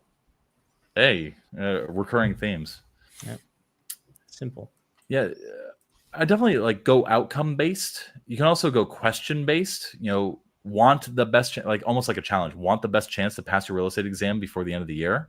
Question mark. Then you need to jump on this offer right now. Something along those lines. Yeah, definitely. And there's a reason for that. Kind of like what Alex was saying. Like Black Friday, like it's all offer-driven copy. In offer-driven copy, you're basically just being what is the Eugene Schwartz quote? A merchandise maker's phrase maker. Or a merchandise owner's phrase maker. It was the exact quote. Deserving of the lowest possible scale of pay.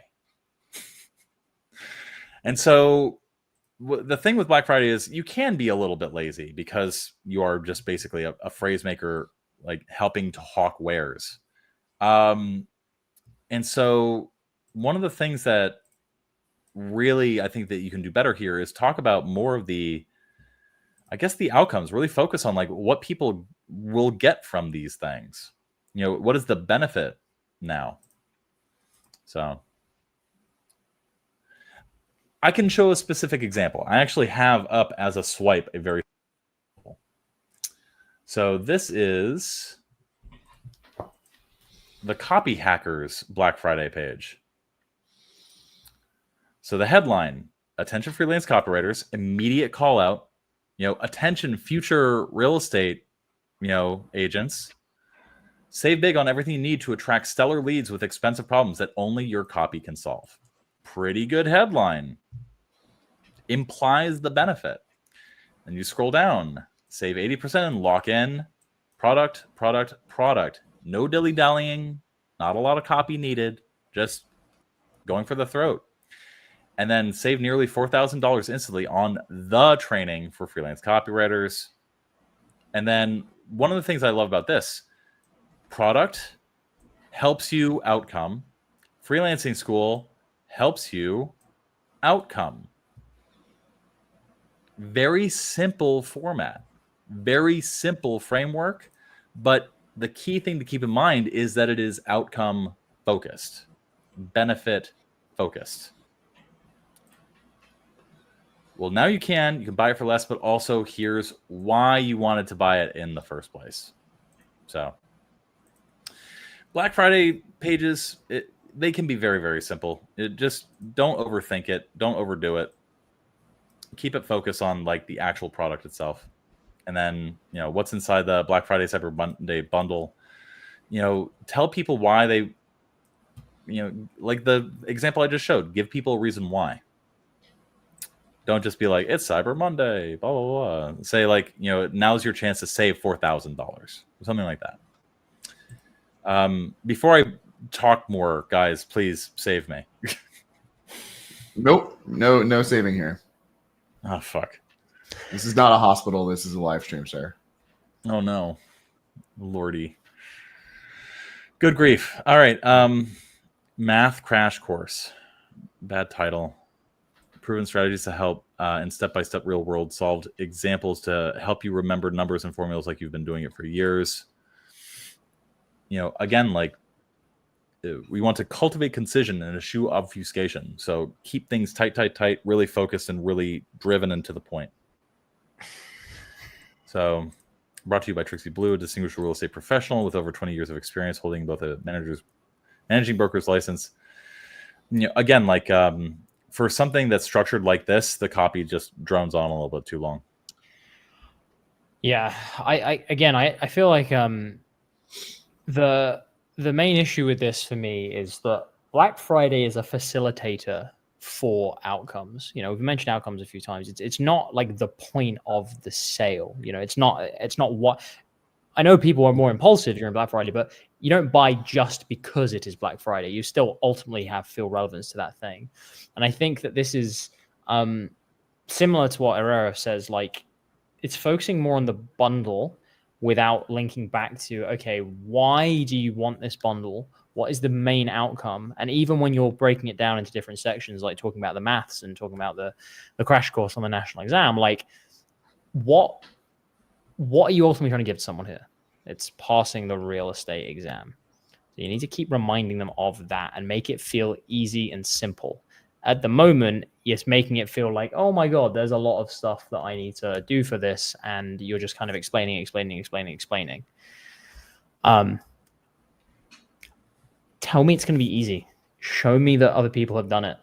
Don't just overwhelm me with loads of stuff. Black Friday is a facilitator for me to save money on this. If I'm already convinced I want it, then you don't need to do very much, but you're kind of almost talking yourself out of a sale.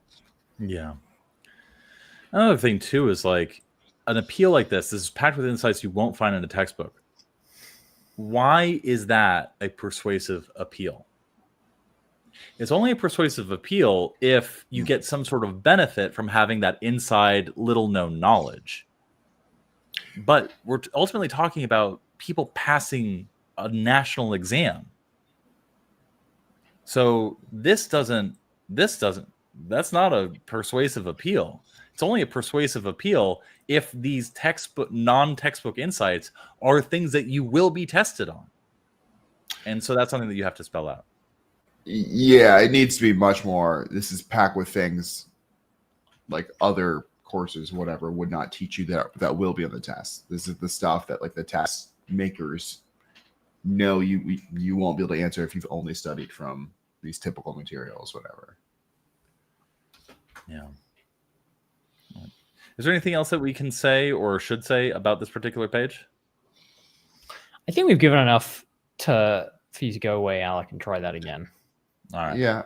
One like actual question, which might not be able to be answered, but like if the promise is like you'll be certified before the end of the year, and this is really just like test prep services, will there be opportunities for someone to take the test before the end of the year such that they could have it in January? Which, maybe that's not the biggest in the world, but if the thing you're pointing at is like, hey, that is a problem for compliance, sir. And it's literally impossible. Yeah, that's a compliance problem. Yeah. That's not a copyright keep in mind. No, it really depends on, so like, for example, if there is an exam, then yeah, honestly, like it really depends on how litigious people in this group is and whether or not you can make that promise, because the compliance is typically okay with impossible promises as long as they won't get sued over them. So yeah, it's a big thing. Anyway, let's move on because we have a few other pieces of copy to go. Would one of you guys mind reading this one? I can do that. Okay, let me zoom in even more. Thank you. All right. I love that you have put a bit of context for us at the top. Thank you very much. Reader, people who are more than 20, I'm guessing, older than 20, who suffer from foot pain, plantar fasciitis heel pain. I don't know what any of those words mean. The solution aware. There you go. The solution aware. You've written a promise lead for it. The idea is VRSN shoes are the future of pain relief shoes because they have a new smart step technology that adapts the exact shape of the foot. Okay, so there's people who have foot pain. It's a new shoe to make them feel better. Mix of bizarre and cool out. Okay, cool. I like that you've referenced specific hook type. There's the offer. Can we have a quick look at the offer, Sean? Yeah, of course. Hook offer. There we go. It's not showing. I'm screwing up. I got it. Okay, but first things first. How the fuck do you pronounce VRSN? Yeah, version. This is definitely a brand thing, Rod. You gotta school them. It's not like copyright. I hate this trend so much of just cutting out vowels and words because for Well, something like this, it's like it could be like Vorzak, version, varsitying, and virgin. Yes, the one and only. Thank you. He gets it. Come to promote his title. Okay, I'm gonna call them versions. Yeah, that's probably okay. Cool. So pain relief sneakers guaranteed to comfort. Okay. Can I be honest with you guys? When I first saw this, I thought, oh, maybe this is VeriSign. VeriSign. I went in a completely different direction. All right, let's go back to the copy then. See what I need to see. We're not here to critique the landing page. What type of video ad concept is that? Ooh, got a question. We can have a quick look at that, and I can try. But remember, like my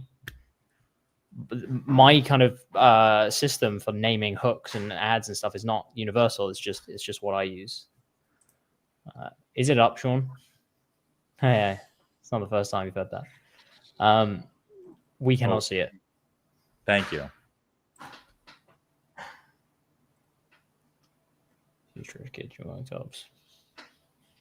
Cool. Yeah. Nice. See, I would call that a bizarre hook just because it's doing something that's unexpected and it's like, whoa, what? It's like if someone's smashing something. So that's what I would call that. But it effectively then goes into a product demonstration. So I would call that like a bizarre hook into a product demo because you're then talking exactly about the product. Yeah. But anyway, okay, let's go back. But no, I like that though. This is the future of pain relief shoes. No, not this, but these are. Okay, why he says this shows someone cutting an old pair of hookahs into with a knife. Then on the screenshot. Okay, so you said they're solution aware. So they know about pain relief shoes. So like, I understand that. I think that this is the future of pain relief shoes would work well. Something you need to think of though is not just what the visuals are, like the video, but also is there a caption on screen? Are there subtitles? Because something that will immediately make this better is just a big caption at the top that says something like pain relief shoes in bold letters. Case in point, yesterday, a brand who I consulted with and recommended that the stuff that adds on, they sell like compression shirts. They were like, hey, like we've had some of these things work, but these ones aren't working. What do you think? And I just said to him, I was like, it was just a static and it was a guy in the shirt and it was like a small kind of bit of text that said something along the lines of, like hide your chest so you look like thinner or whatever. It says something like that. And I was just like, do that exact ad. It was the hook, it was start the video. It wasn't a static. Do that exact ad and just put the words man boobs in massive font with arrows pointing to them and then just hide your. And they were like, they come back and they were like, yep, that did so much better. They were like, that's doing really well now. And it's this really simple concept. It's really easy to understand of just take the most relevant point, the point of relevance, and make it obvious. Use all your levers towards that thing, your visuals, your narrated copy, and your written copy. So captions, voiceover, and then what's happening. So I like your idea for what's happening. Like I like the idea of someone like cutting shoes up or ripping them apart and saying, this is the future of pain relief shoes, but make sure you also have that written piece as well. I kind of feel like the like, no, not this, but these are like, it's fine, but like I don't really think that's needed. I'm not sure if that other video did that or not. I didn't see, but like I would kind of just say like changing this into talking about how rubbish most pain relief shoes are. If that's the point, and that like people have tried the solution before and they just haven't worked, I think I would turn this into the big problem with pain relief shoes. And I'd probably say something like that. Like, here's the problem with pain relief shoes. And that, I think, leads into what you want to say in the comparison much more effectively. So that's kind of what I'm thinking straight away. Any other thoughts on that hook? I could talk about hooks for hours. No, the only thing that I would agree with you on is that I don't think that this particular hook is working for the product the way that it currently is sort of set up. This hook does, like hooks, when you write a hook, it has to feel right for what you're introducing. And this doesn't feel right. Yeah. Yeah, that was kind of my thing. Like, I know we do internet, social media, we can kind of make shit up thing, as long as it kind of the vibe is right. I don't know if the idea of pain relief shoes are in people's heads. Like, there are people who have pain in their feet. There are people who experience pain when they walk. There are people who have shoes that are uncomfortable. But if you say pain relief shoes, is that a thing that someone's going to immediately hear and have register? Oh, this is what this thing is. Is like, because it could be 50 million things. It could be like a medical device for people who have just had surgery. It could be arch support with people with catastrophically non-existent arches. You know, it could be so many different things. And so when we're going to say something like this is the future of X, people better know what X is, or else it's going to fall pretty flat too. And so I think that's a thing to consider as well. I think I'll take their word for it. Yeah, I think I'll take their word for it purely because they've said that their people are solution aware. And like I've been into some really weird niches where it's like people talk about something so specific and you're like, do people know what this is? But if you have the problem, you absolutely know what those things are. So that's the assumption I'm going to make for this, and I'm going to give them the benefit of the doubt that like people do know what pain relief shoes are, and Meta will probably only be serving this to people who already know about pain relief shoes. So I'll give the benefit of the doubt there. Yeah. Anyway, to continue. Were you going to say something else, Sean? I while we were talking, I was thinking like, what would be a great hook? Like, imagine there's a Nike shoe, or let's say an OnCloud shoe, or an Adidas. Let's do Adidas, an Adidas shoe on a circular saw table, and there's the logo of it sort of mosaiced out, like censored. And the hook of it is the circular saw actually coming down to cut the shoe in half. And the whole hook of it is around like, this is the real reason why your feet hurt when you walk, or this is the real reason why your shoes are hurting your feet. And then it cuts to like a person like opening up the split down the middle shoe to actually demonstrate like the problems on the interior of the shoe itself. Yeah. And I was thinking like, man, if I were to sell pain relief shoes, that is the first thing that I would do. I would sell against alternatives through a demonstration. Yeah, exactly. And that's exactly what I'm getting into is like, I think that transition into the product demo, kind of like the other I did, I think is what you need to be doing there. And as I was kind of like alluding to, it's the real reason. It's the problem. It's like, okay, this is why most pain relief shoes suck. And literally word for word, Sean, that's what I was going to say is like, you then need to show them side by side and explain the difference. That's why the other ad is working, because they're literally showing the tiles against each other. I've seen that work with bath mats, with suitcases, with GPS trackers. Like I've seen it work with loads of stuff. That's where the value of that ad comes. Whereas going straight into saying, oh, these are the new pain relief shoes. They're the best value for money in the market. They're approved. They use a smart technology. It's just like, it's what every fucking brand are going to say about themselves, right? You need to actually sell against the thing that's in front of you. I mean, I imagine the answer to this is for the same things that led Alex to the same conclusions. Like, you know, I'm sure many of the people watching this now or 10,000 years in the future have seen my masterclass on benefits, features, advantages, and deeper benefits. One thing that I glossed over that I want to return to more at some point in the future is advantages. And the thing that, really, if we're talking about what is effectively a solution aware, awareness level, that means that they are aware of other solutions. They are aware of their problem, and they are aware that other solutions to their problem exists. And so whenever you're talking to people with that level of awareness, you have to prove why your thing is better than other things. And so when it comes to showing advantages in your copy or showing advantages in your ads, through comparison and demonstrating comparisons, it's the same logic as like a diaper commercial where you have Pampers next to generic store brand, and the person pours water into both, like dyed water, and one absorbs and the other one doesn't. It's the same concept as like when you're doing a paper towel commercial and you show a spill, and like the brand that you're advertising soaks up all the things on the floor, whereas the other leading competitor's brand doesn't.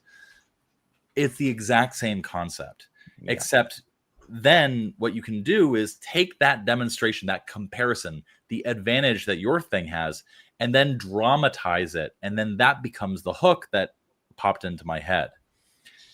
You want to show some sort of demonstrable reason why your thing is better, but then you want to think of imaginative ways that you can, create spectacle out of that comparison. Yeah. That's how I came to that. Yeah, agree. In simple terms, like how I say it is meet them where they are. What conversation they already is happening in their head. The conversation that's happening in their head is, I know pain relief shoes. I've had some that don't work. And bear in mind, this is just one angle. You can test loads of different stuff, but I know that the ones I have don't work, or I'm skeptical that they will work.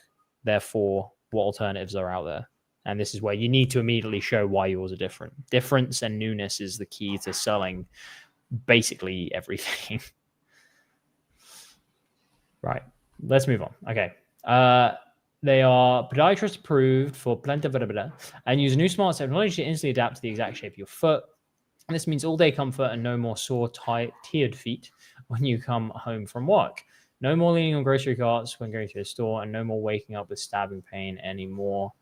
So you finally escape the cycle of pain, exhaustion, frustration to get back to your old self. This is massively suffering from you have not proven to me that this works. You are just saying a strew of bed. Remember, in the 5-hour video and the 22-hour course, I talk about the 5 subconscious questions. Yes, one of those is what benefits do I stand to gain? But the other one that's really important is how are those benefits going to be delivered? And if I don't understand how they're going to be delivered, you may as well just be saying, oh, you're going to get $1 million and you're going to have an attractive partner and you're all going to be fine. And it's like, you can say that, but show me those things. And that's what this is really suffering from at the moment. It doesn't say that in any way. You don't even have to do it in the way Sean and I have discussed. You can show it by testimonials, or you can have video or UGC or review, or you can have an authority talking about it. It doesn't have to be a product demonstration and, splitting in half. But right now, why would I trust this? You're just a snake oil salesman without any proof apart from saying, oh, it's a new technology.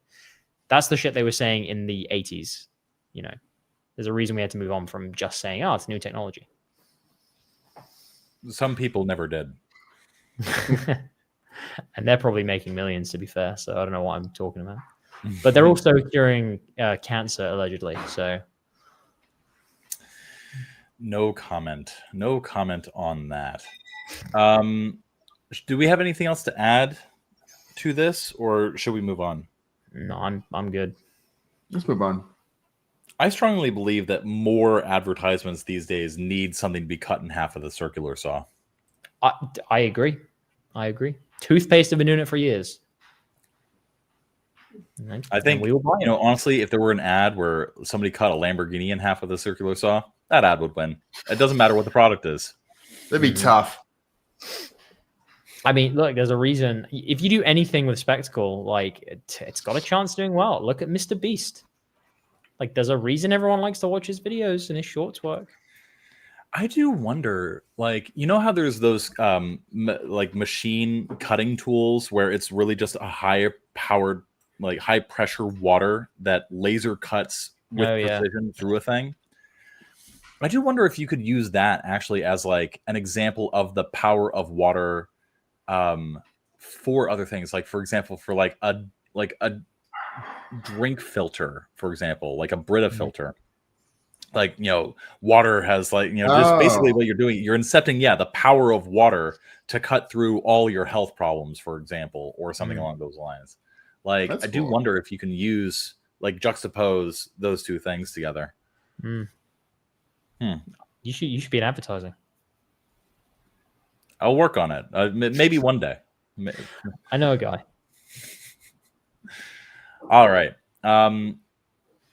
Alex, ecom review, please.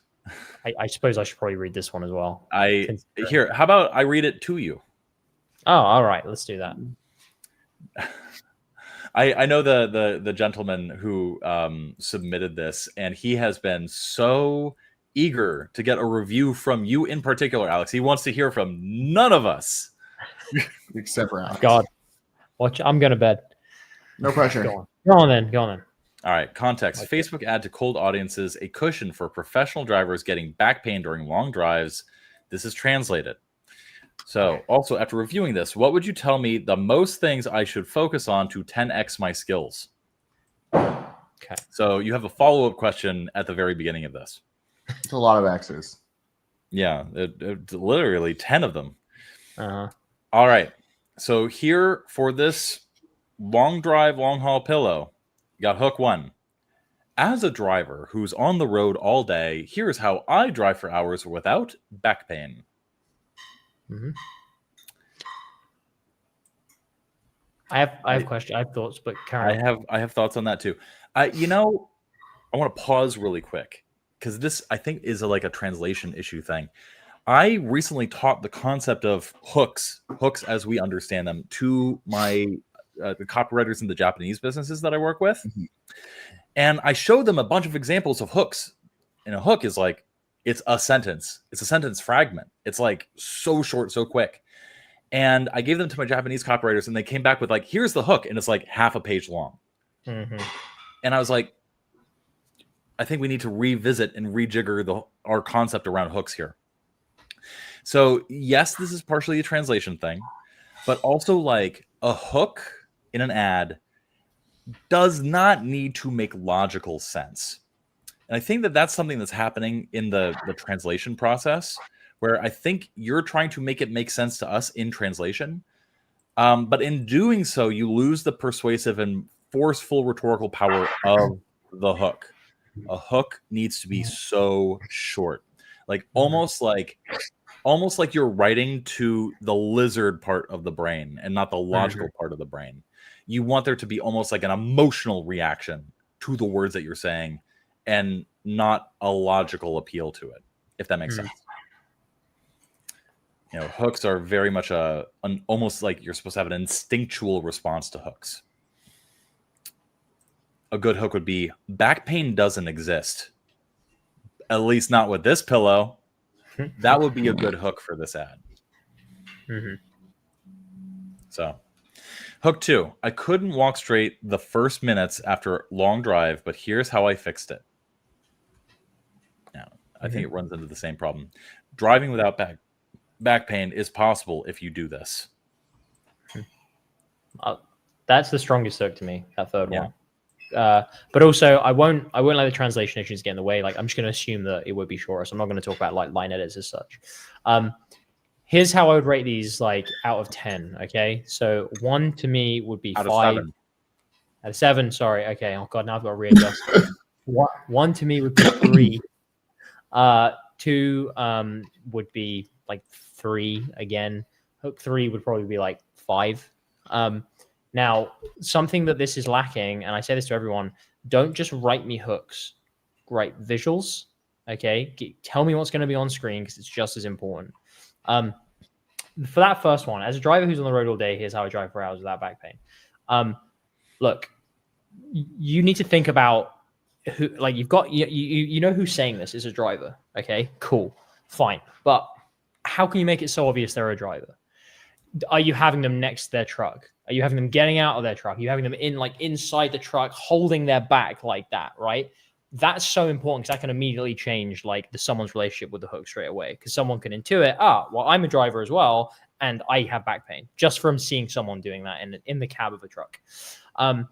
And the other thing you need to think about is how can I make this more immediately interesting and specific? So instead of just saying, here's how I drive without back pain, yeah, you can try that. But instead go here's the 3-second ritual to eliminate back pain when I drive or something like that, So you're immediately talking about something specific that invites people to keep watching. It's I want to know what this 3-second ritual is. The 3-second ritual could just be pillow out, back, something like that. Right. No. See, what you need to do is you need to get a circular saw, and you need to say the secret to curing your back pain on long drives is actually inside this pillow.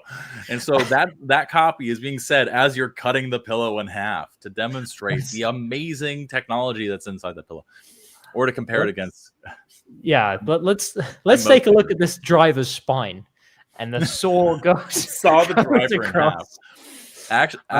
Actually, yeah. No, I mean, you literally break through it, and then you could X-ray the pieces as they're in half, and Hey, cutting through things is definitely it's definitely a hook tack I would be using. Cutting something in half. Yeah, cutting anything in half, I think, is worth a go.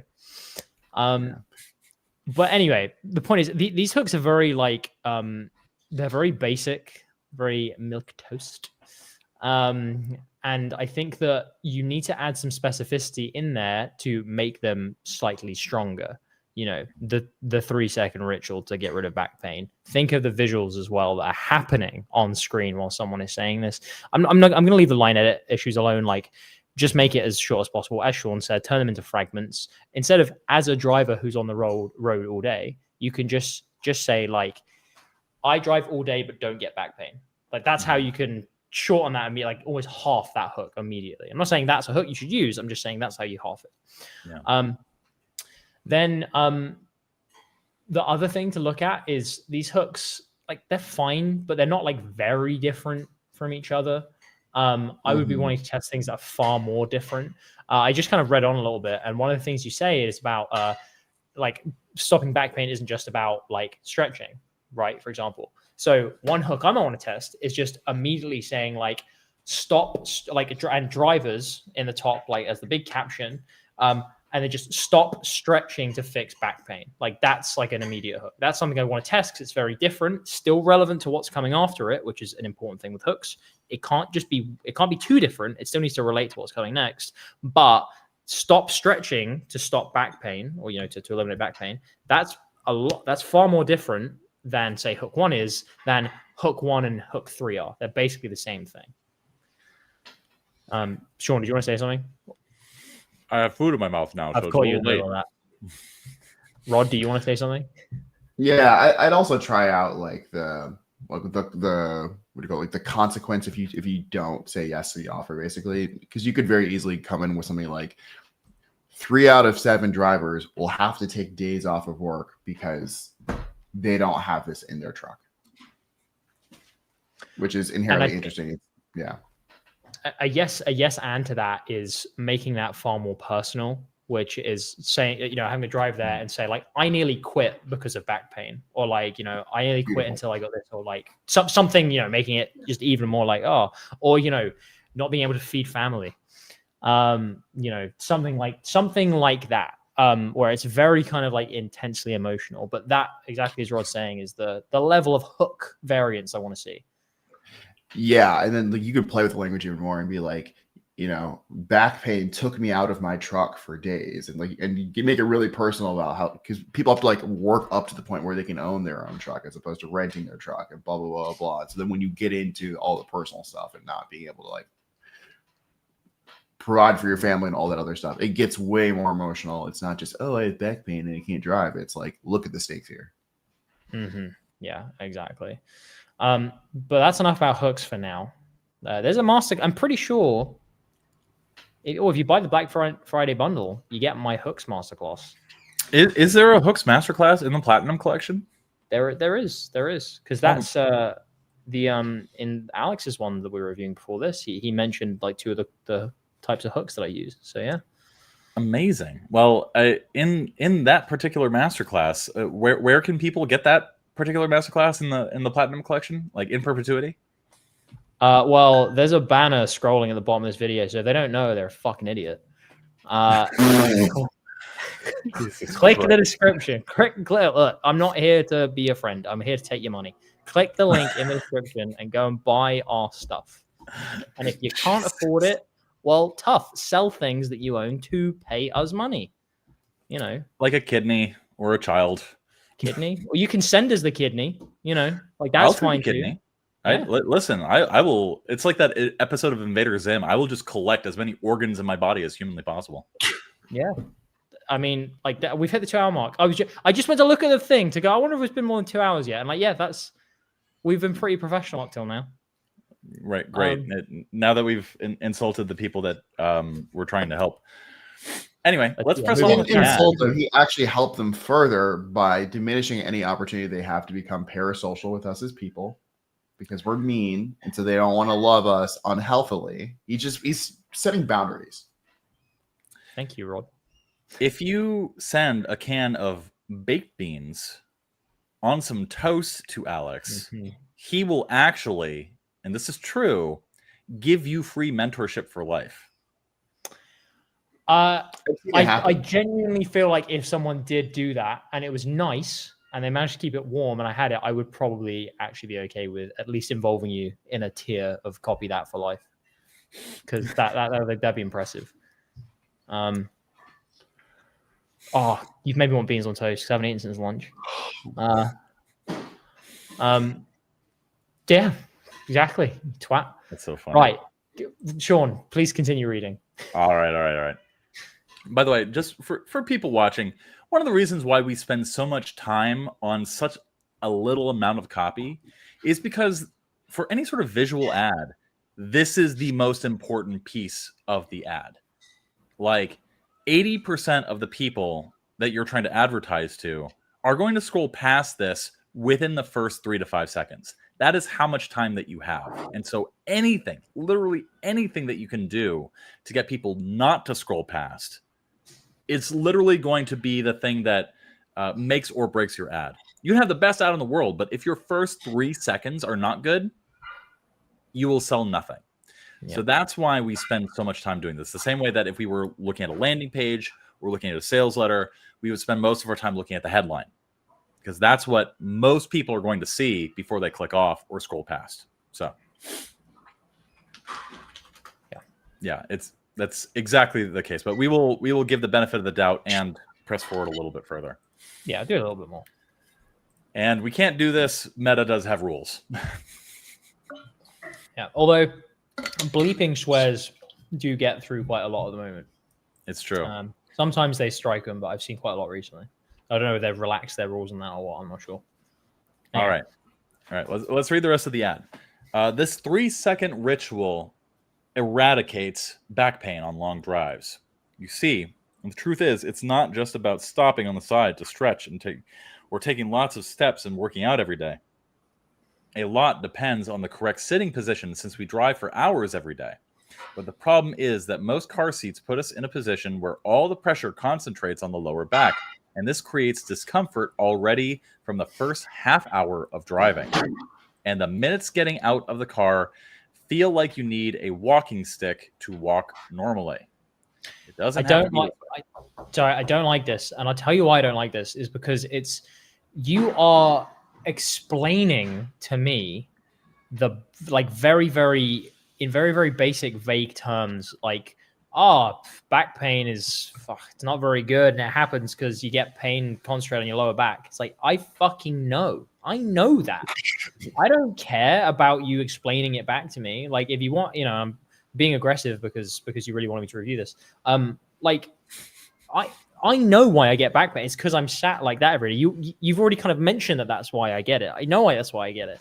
I'm looking for an immediate solution. I'm looking for the reason that I get that I might not know. And it's not just, pressure concentrates in your lower back. It's like, I know that because it hurts. But what I want to know is that it's something new about it. Confirm a suspicion I have, like something like there's a reason, like even though you stretch, you still get these problems, and then tell me why that is, and say there really is only one thing, and it's prevention. Like, saying about like, oh, anyone who tells you can cure back pain after it's already happened is lying. Be controversial with it. That leads into your product. Do something that introduces something new to my understanding of the situation. That's like super important. And in the Sean, they get access to all of the EMP sessions, right?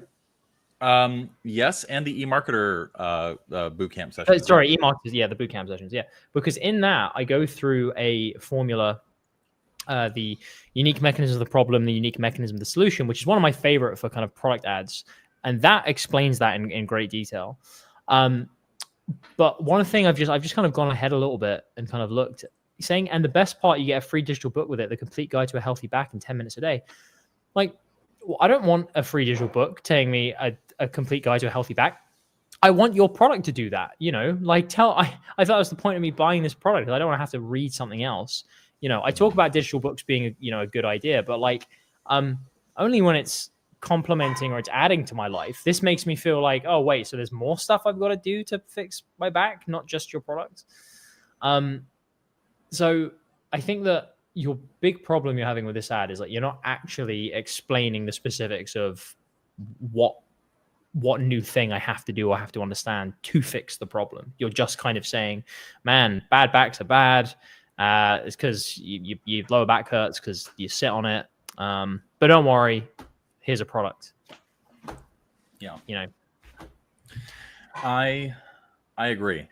By the way, for anybody interested in the Black Friday bundle, this is like the new bonus that we created, and we created it just for this particular offer. I think we're only going to ever offer it during Black Friday campaigns. So this is the only chance that you have to get it. And it's all the recordings of our bootcamp for copywriting, all of the recordings for our eMarketer bootcamp. I have a bunch of excerpts from like one-on-one mentorship calls. I've been doing with Mark Ford a special private training for a couple of businesses that we own and are partnered with together. And then there's the incubator, which I still have to upload to this. But basically, we have like all of these sessions that go into in depth everything that we're talking about, and how to do it well. And that's only available if you use the link below in the description, the thing that we're advertising. There, I did a copy. Hold on. Okay, so we have a couple questions for you because I think it's obvious that this ad is not really working. So we have, Alex, a couple of disorganized questions that I think are really just geared towards you. After reviewing this, what would you tell me the most things I should focus on to 10x my skills? And then down here, how do you manage to come up with like high volume ideas? It is a one-time purchase. And it cancels all your other subscriptions with us. Mm-hmm. Because you get everything in those subscriptions. Exactly. And there's two products, the Platinum Collection and the Copywriting Career Copilot. We're discontinuing those products after this campaign. So this is your last chance to actually secure lifetime access to them, because we are going to break both of those products apart and reconfigure them into something new. So if you want access to everything before we start like filtering and curating and all that fun stuff, then now's the chance to get in on that. Anyway, no more advertising. Let's talk about advertising. So what can you do to 10x your skills? I think one of the first things is just study structure of product ads that have worked. And I point to loads of them in the various products we've just discussed, where what are you actually communicating to someone? You're communicating the fact that there's a new thing for them. And honestly, I think get better at writing in specific terms. Like that's probably the thing studying structure of product ads and why they work, and writing with specificity in mind. Those are the 2 skills I would recommend you have a look at. Eliminate vagueness, be specific, and tell me the new thing about the product, that it brings to the table. Those are the skills I would recommend you focus on. What was the other question? How do I come up with a high volume of ideas? One product more says 2 plus day, the most frequent based on my research sites. Okay, right. So an idea, as I kind of talk about them when it comes to ads, is just a core message that you are talking about. So don't just think of it as, back pain is the idea. Well, not necessarily. It can be the broader message can be around like how back pain is nearly cost this person their job. Another idea can be about how back pain is like absolutely unbearable and it's an agony. Another one can be about how there's only one way to cure back pain. Another one could be about how you've been lied to by, different people. Another one can be about the UMP-UMS formula that I've discussed. Don't think of an idea just as the topic that's being discussed. It's more about, well, in what way are you talking about that topic as well? Because the rest of the ad will change based on that. An ad that goes into a trucker feeling guilty about having to potentially leave his job because of the pain is very different to an ad where you're just doing a scientific explanation of why back pain happens and the real way to fix it. So in terms of how I come up with those, you just research, have a look, follow the 22-hour research segment where we talk about looking at the IVOC data, and then lo and behold, you have a ton of different ideas for what people have complained about and what things they're worried about and blah, blah, blah, blah, blah. So one thing I'd add too is that yes to everything that Alex just said. Once you have all the research, you've done that, you're going to know a bunch of things. And so you're like, oh yeah, I can read off this, I can read off that. But one thing that helps with actually getting ideas onto paper is to start to like come up with a set of notions, some kind of buckets of ideas, maybe. Like I think about this as like, what is the sort of like strategy for this product that you're gonna run with? And so maybe that's something like back pain can cripple someone's career as a truck driver. From that, you can spin off 30 million different ideas about that. And so, or 30 different like ideas or executions that can run off that. So it could be like things like, hey, right now there's this seed that's been planted inside of you that's going to bloom into this thing of destruction and death that's going to end your career. It could be talking about how it's going to threaten your financial security. It's going to threaten these things you've worked to build for so long. But it starts with having like this thing up top that's a little bit bigger of an idea from which then you're just iterating. And when you have that big idea too, it lets you not be like, okay, well, what's the next idea? But then look at it more like, well, what if I look at it from this perspective? What if I looked at it from that perspective? From the perspective of the truck driver, it's, man, I really, really hate that the thing that is allowing me to live the life I want to live feels like it's breaking my body. From the perspective of the truck driver's wife, it might be like, oh, I see how he hobbles around the house for a week after he gets back. Let me get this for him for Christmas because it's going to improve his quality of life. It is the exact same thing. It's just a different perspective. And you can do that very easily. Like, I know nothing about this and I just doing this like this, just because I was like, here's one big notion and here's just different looks at it. And then you can test like different iterations of like those same ideas too. And so from the truck driver's perspective, it's not just, that sort of tension between your career and your body, but it could be like just your body, or it'll allow you can drive longer with more comfort. And so it's just more money, more upside. There's a lot there if you look at it from like a big picture level first. Yeah, absolutely. I was about to say something that Rod just said, which was really, I think one of the things that we should work on as like not part of the academies that we're going to build as Copy That, but like as a bonus to sort of fit into the various academies is like a full like idea generation creation, not masterclass, but like series of classes, like a full, like here's all the different ways that we come up with ideas. Because one of the things that is basically what Rod is talking about is something that is really helpful for me for coming up with a lot of ideas is format and framework. What framework are you looking at something through? Or rather, like, how are you focalizing the problem? How are you focalizing the idea? As in, like, if you have a lens, who is the person looking and where is the direction that the lens is pointing? Another thing is like format, like an ad that is like from the focalization, the perspective of like a person making an ad. And like, your typical infomercial sort of framing, like, there's this person suffering from back pain. Oh, it hurts so much. Versus just change the format to, well, how would that same ad change if you did it from the perspective of the truck driver talking on a cell phone about his back pain? Mm-hmm. Or like talking about a problem, like a way that he solved his back pain. All of a sudden, the same idea, the same benefits, the same arguments, the same sales points, the same everything changes because you've changed the focalization, you've changed the format and the manner of presentation.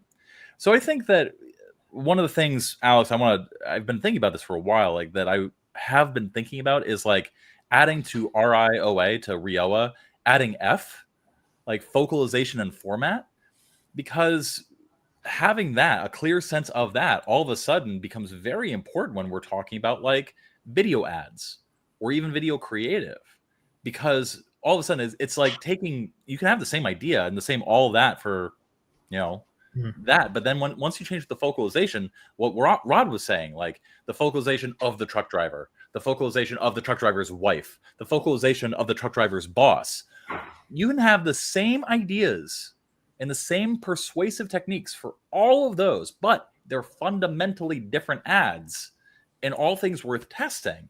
And that, by just changing the frame, changing the focalization, that is how you get volume.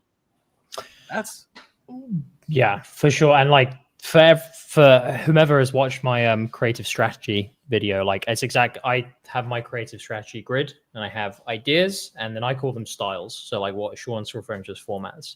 And yeah, it's all those intersections. That's where all the things come from, just switching the styles up. And I think definitely for some mediums, video being one, I think, yeah, like RIOAF definitely makes sense for sure. So yeah, like we could probably think of FreeOA. Sounds a bit nice. I mean, we want to think of the reader first before we think of the format, but Riofa.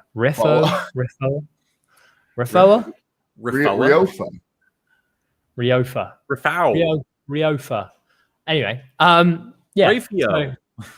Rafio. There you go.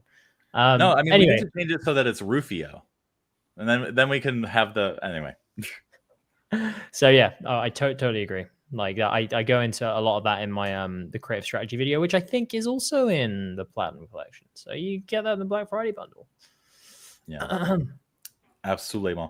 Anyway, I hope that this was helpful. I hope that this was good advice. I know that this particular person in general is very interested in being an e-commerce entrepreneur and has been learning marketing and copy, and was particularly drawn to our business because of you, Alex. And so I think, has been very eager to hear your opinions about stuff. So very cool. Awesome. This is from Sam. It is a fitness sales page rewrite, trying to rewrite a fitness influencer sales page for his program. Alrighty. So the brand is Peach Fit.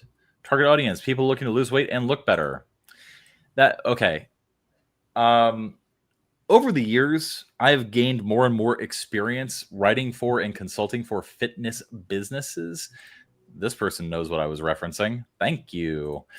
And this demographic, this target audience, is not specific enough. Fitness is such a saturated and sophisticated market that the way that you stand out or create copy that stands out is specifically by targeting a narrower band of people. This group, people looking to lose weight and look better, you're talking to the same group of people that are looking into Ozempic, And so really what you want to do is target a little bit more narrowly when you are writing for the fitness niche, because if you're trying to get everybody, as we always say, you will get nobody. So one thing that's been working really well recently, especially in the era like post Ozempic, is community, like a sense of community. You know, that's what really has been drawing people to, especially like higher priced like fitness programs, because why spend $250 a month on like, you know, Pilates and CrossFit when instead you could spend the same amount on a shot that makes you thinner.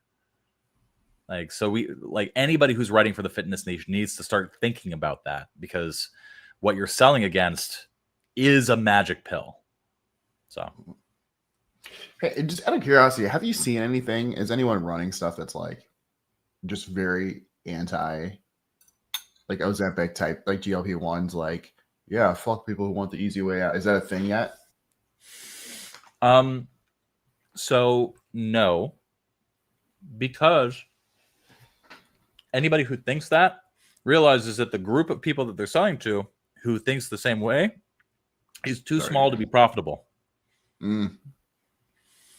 One thing that people have been doing is actually saying GLP-2 or GLP-1 plus or better than GLP-1.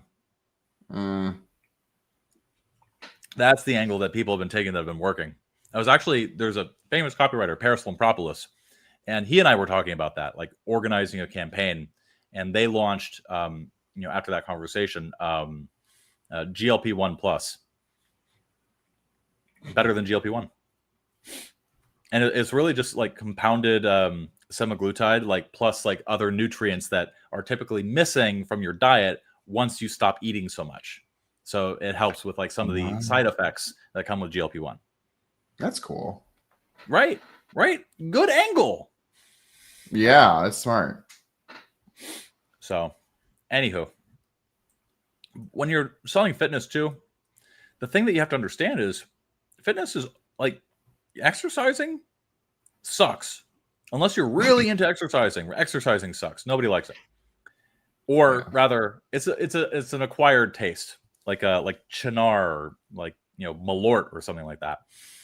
And so the only people that are really into it are enthusiasts. So you have to think, you're either appealing to people who are not on the gym, who are not enthusiasts. And so you have to sell against like the magic pill, or you're trying to appeal to enthusiasts who probably already have their community, already have their gym, already have the thing that they're doing. And both of those require very different, delicate approaches. Anyway. Rod, do you want to read this one? Yeah, let's do it. Lose 30 pounds in 3 months using the recomp protocol without bland salads. This is the recomp protocol, a method to help you lose 30 pounds in 3 months. What is the recomp protocol? It's a proven method where you eat normally and stay sane during and after exercise. No more eating bland foods, no more hunger pains. It's a no BS way to shake up your weight loss journey. We should probably stop there. Yeah. What do we think of this so far? Not great. I don't love it. Now, yeah, go ahead. After you. I talk to you.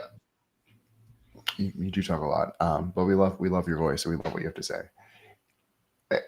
Just immediately off the bat, when you are using the exact same phrase the exact same way in the first 3 sentences of whatever piece of copy you're writing, you got to pause, because on one level, yes, it's like boring writing. It doesn't sound interesting or whatever.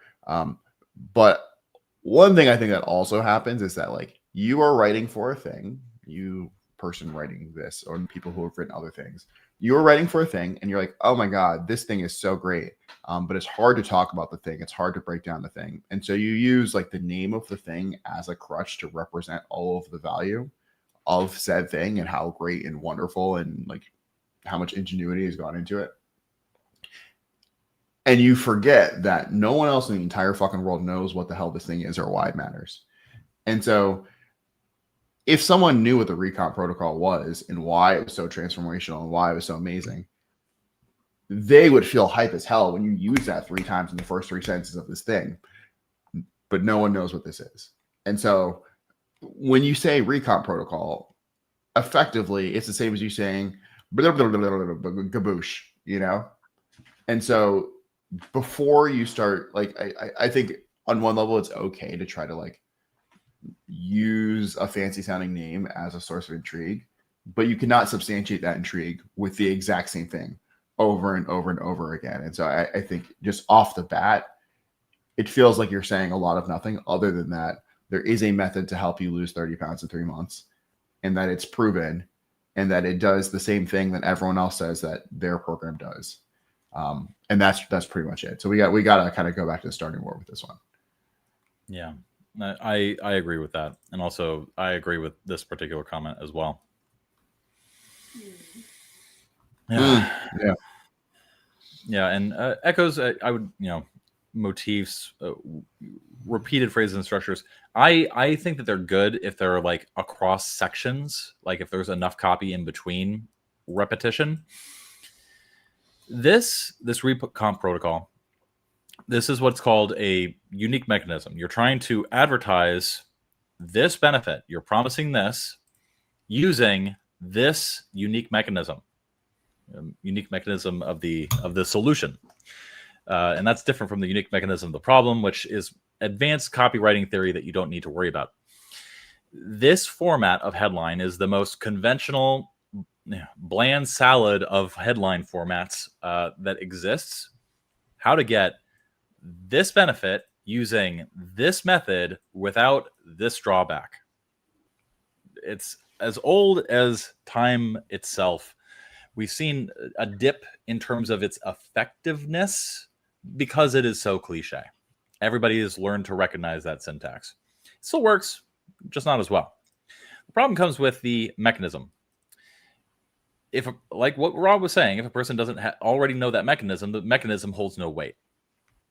And so I'll give you a specific example of a sales letter that worked really, really well. The headline had a mechanism in it. It was all about a fat-burning reset switch. And so the headline complex itself was all about the story and the benefits of discovering that fat-burning reset switch. Now, how many times in the lead itself did it mention the fat-burning reset switch? 0 times. 0. Because the thing that people care about when you're using, and this is what is typically known as a promise lead, they do not care about the mechanism that delivers the promise. They care about their own problems, their own outcomes, what they care about. So here, what you're trying to do is you are trying to emphasize the promise and sort of build out the meaningfulness of the promise using social proof or using examples or even expanding the promise. What they don't care about is the mechanism. The mechanism, that comes 30 pages in. You need 30 pages of copy to make people care about discovering the unique magical power of a mechanism that you discovered. And I'm using 30 as hyperbole, as exaggeration and stuff like that. It's a stand-in for you need a lot of copy to get somebody to care about this. Like, you want somebody by the time you reveal this to be like, fucking finally tell me how to do it. Tell me how to do it, Mr. Man. That's what you want people to feel when they're reading your copy that uses a mechanism. So yeah, there's just a lot going on structurally and in terms of value that's not really working here for now. Oh, and Alex, we got a comment. Now I understand why my short ad back pain has worked. I know better what to do after this. Thank you guys. 10 out of 7 value. Alex. Wow. Cool. Unbelievable. I'll just slag more people off. That seems to be the secret. Mark Ford actually told me the same thing, that I need to stop being so nice to people. All right. Do it. Yeah. You're selling the outcome. The mechanism is just the thing that gets you to the outcome. Nobody's buying the mechanism. Yep, that's right. It's true. Absolutely true. All right. I will let you continue, Rod. Sorry. Thank you. Click here. Look at the thousands of customers who have lost the weight and kept it off. Testimonials, more testimonials. Ready to join them? Start burning 30 pounds in 90 days. Tired of always running out of breath? What about not fitting those jeans like you should? Or always being the butt of all of the jokes? Then join the Recomp protocol. What's in the Recomp protocol? You'll get a free loss tracker to see daily progress, a free nutrition guide to keep with delicious foods that you enjoy, a disciplined blueprint to keep you motivated to lose weight, workouts that burn fat 24/7, at-home workouts for people who can't go to the gym, low barrier to entry, anyone can join, a coaching class to reevaluate your relationship with food. And the best part Rod, is, did you wake up this morning wanting somebody to coach you on how to reevaluate your relationship with food? I didn't, but I do know some people who do. Really? They don't tend to be very happy though with their lives. I think you understand where I'm going with this. Yes. This is not a thing that most people are consciously aware of enough to read it and think, oh yes, I want that. Yeah. And most of these things are not. Guys, if you study enough long form copy, one of the patterns that you'll notice is that you'll see the introduction of one item in an offer stack, and then a description of that, and then the introduction of another item, and then a description of another.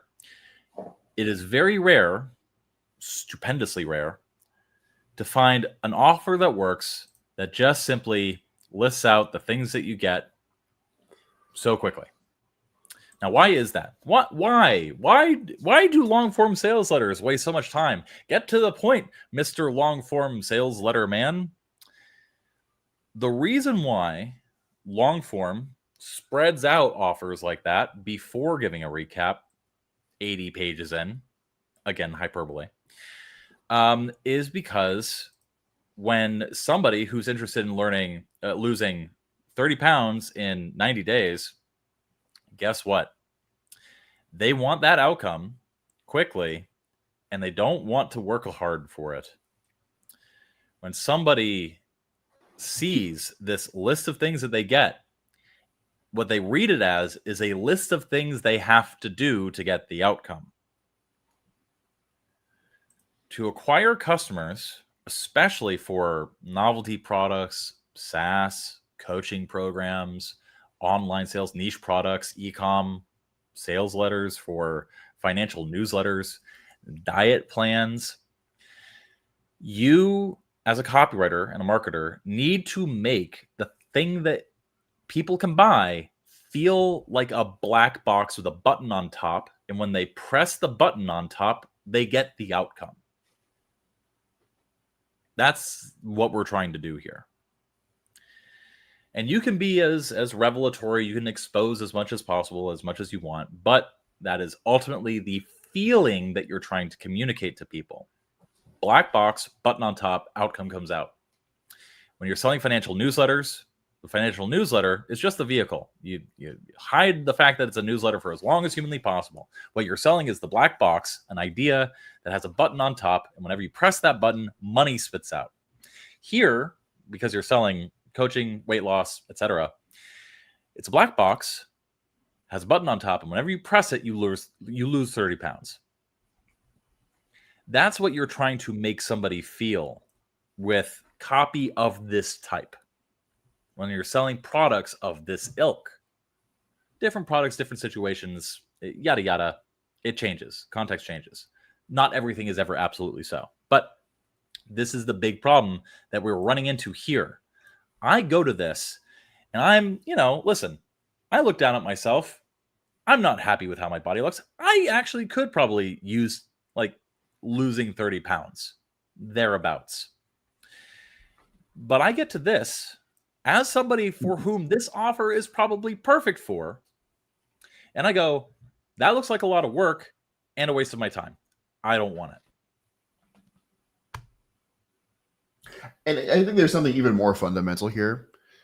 When you are promising 30 pounds in 90 days, you are promising implicitly ease. People are saying, oh my God, this is the thing that's going to make it really easy to do a thing that is really, really hard, that feels really, really hard. When you then go from that to here is a list of homework that looks really, really hard, you've disenchanted like the fundamental promise on which all of this, the benefits of this are built. Because if someone was willing to work this hard, there are plenty of other really hard ways of losing weight that they would have already done.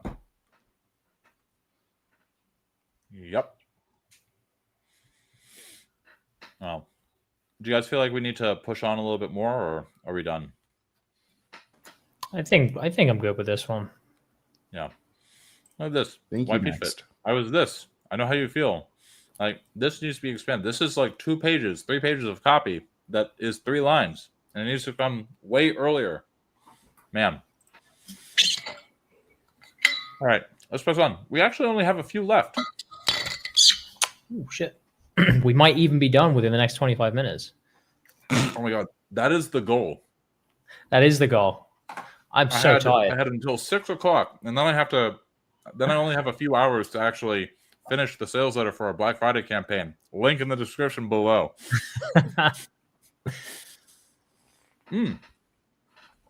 This is from friend of the channel, Evan. Hello. Wait, this is for the. Did he write the other version, Ed? No, this is just for the same business. Ooh, we've never had that happen before. That's interesting. Was that a directive from us, or was that just random? I think it's just random. Either that, or Winky dick. Maybe they were both hired by the same business. I have no idea. Maybe. All right. So here's the thing that I know. Alex, who wrote the other one, is very, very good, but he's still like up and coming. Evan, not only has he written for a bunch of e-commerce brands and coaching brands and other products and things like that, Evan is also a financial long-form direct response sales letter. He's actually really making a name for himself, using long-form direct response copy. So Evan is like solidly, I'd say, in the intermediate stage of his career. So cool. Very, very cool stuff. All right. I don't mind reading this one. Okay. Let's look at the, I'm excited to see the comparison between this and the other VRSN. Yeah. Were you going to say something, Rod? Did I cut you off? Yeah. All right. Context: stylish barefoot shoe with a little bit more support, offering pain relief. Big differentiator is regular barefoot shoes can exacerbate problems by putting strain on weak feet all at once, especially since we walk on concrete and tiled floors, not dirt and grass like we evolved for. These offers a little support, so you get immediate progress. Okay, cool. Women 40 plus with back pain. Okay, interesting that the target audience is a lot more specific immediately. See, even the way in which that context was framed makes more sense to me than the other thing. Like, then pain relief shoe versus like this is a barefoot shoe with more support that offers pain relief. Just like intuitively, like the way in which, not even the copy, but the way in which this person is laying out what they're trying to do. I'm like, oh yes, this would make sense for a product. Yeah, nice. And then, yeah, I like that you've got an idea of who you're speaking to directly as well. It's not just you're not just talking to someone who has this problem. You're specifically talking to a woman in her 40s or over with back pain. Blue text is acting direction. Yellow text is production direction. Doesn't need to see this in the script you gave her. Oh, cool. So it seems like a spec piece at the very least, or an actual thing you've given to a brand. So nice. Please deliver with a ton of enthusiasm and energy, like you're recommending something to change your life. Imagine you've been playing porn. Okay, awesome. I love the direction. Evan, we know that you're filming stuff. Film vertically. Okay, cool. And this is just giving me an idea of what I'm looking at. If you can do it in a house or apartment, that's all about. My best friend walks up to me in her classic mama bear style. Text overlay from radiating back pain to full relief in one day. What? Type frame showing just upper body. Hang on. Go back up. My best friend walks up to me in a classic mama bear style. Is that copy? Is that the script? That is the script. Yeah. I think so.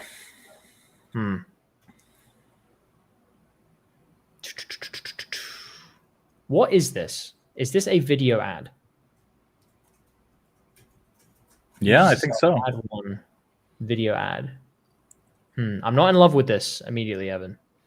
Let's see where it goes, because I was also confused, but My best friend, and I think, like, again, I know we're reading this for the sake of that as well, but that comment that Rod just made there is exactly how you guys should be thinking about copy.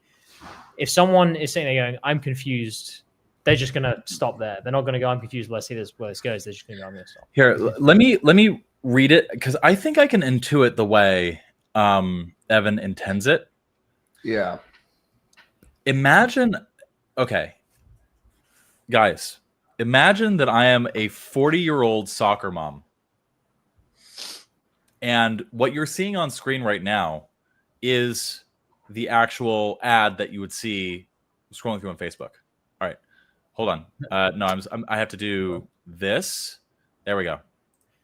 All right, you guys ready? I have the hat line. It's great. So my best friend walks up to me in her classic mama bear style, and she's like, "Oh, you look so miserable. Do you want to try something?" And I must have looked her straight up desperate, because I was like hunched over in actual pain. Not okay. Feeling like there's a literal knife wedged in my lower back. So can you still hear me? Or am I like, yes. Okay, right. Yeah. I knew that. I just don't like it. All right. Like, it's not the like not being able to envision it. It's that this is doing and I think this probably comes from Evan's time with like long form. Like, I know you've got the text overlay, but from rating back pain to full relief in one day, that's a lot of copy to read over a video where the video is also doing stuff. And the first part of the video, it's not immediately obviously in the first few seconds, this is going to be about back pain. Now, of course, you can say back pain might be in big red and stuff. It's like, but I want to know that. But my problem with this is 1, 2, 3, 4, 5, 6, 7. It takes 7 lines to get to anyone talking about back pain.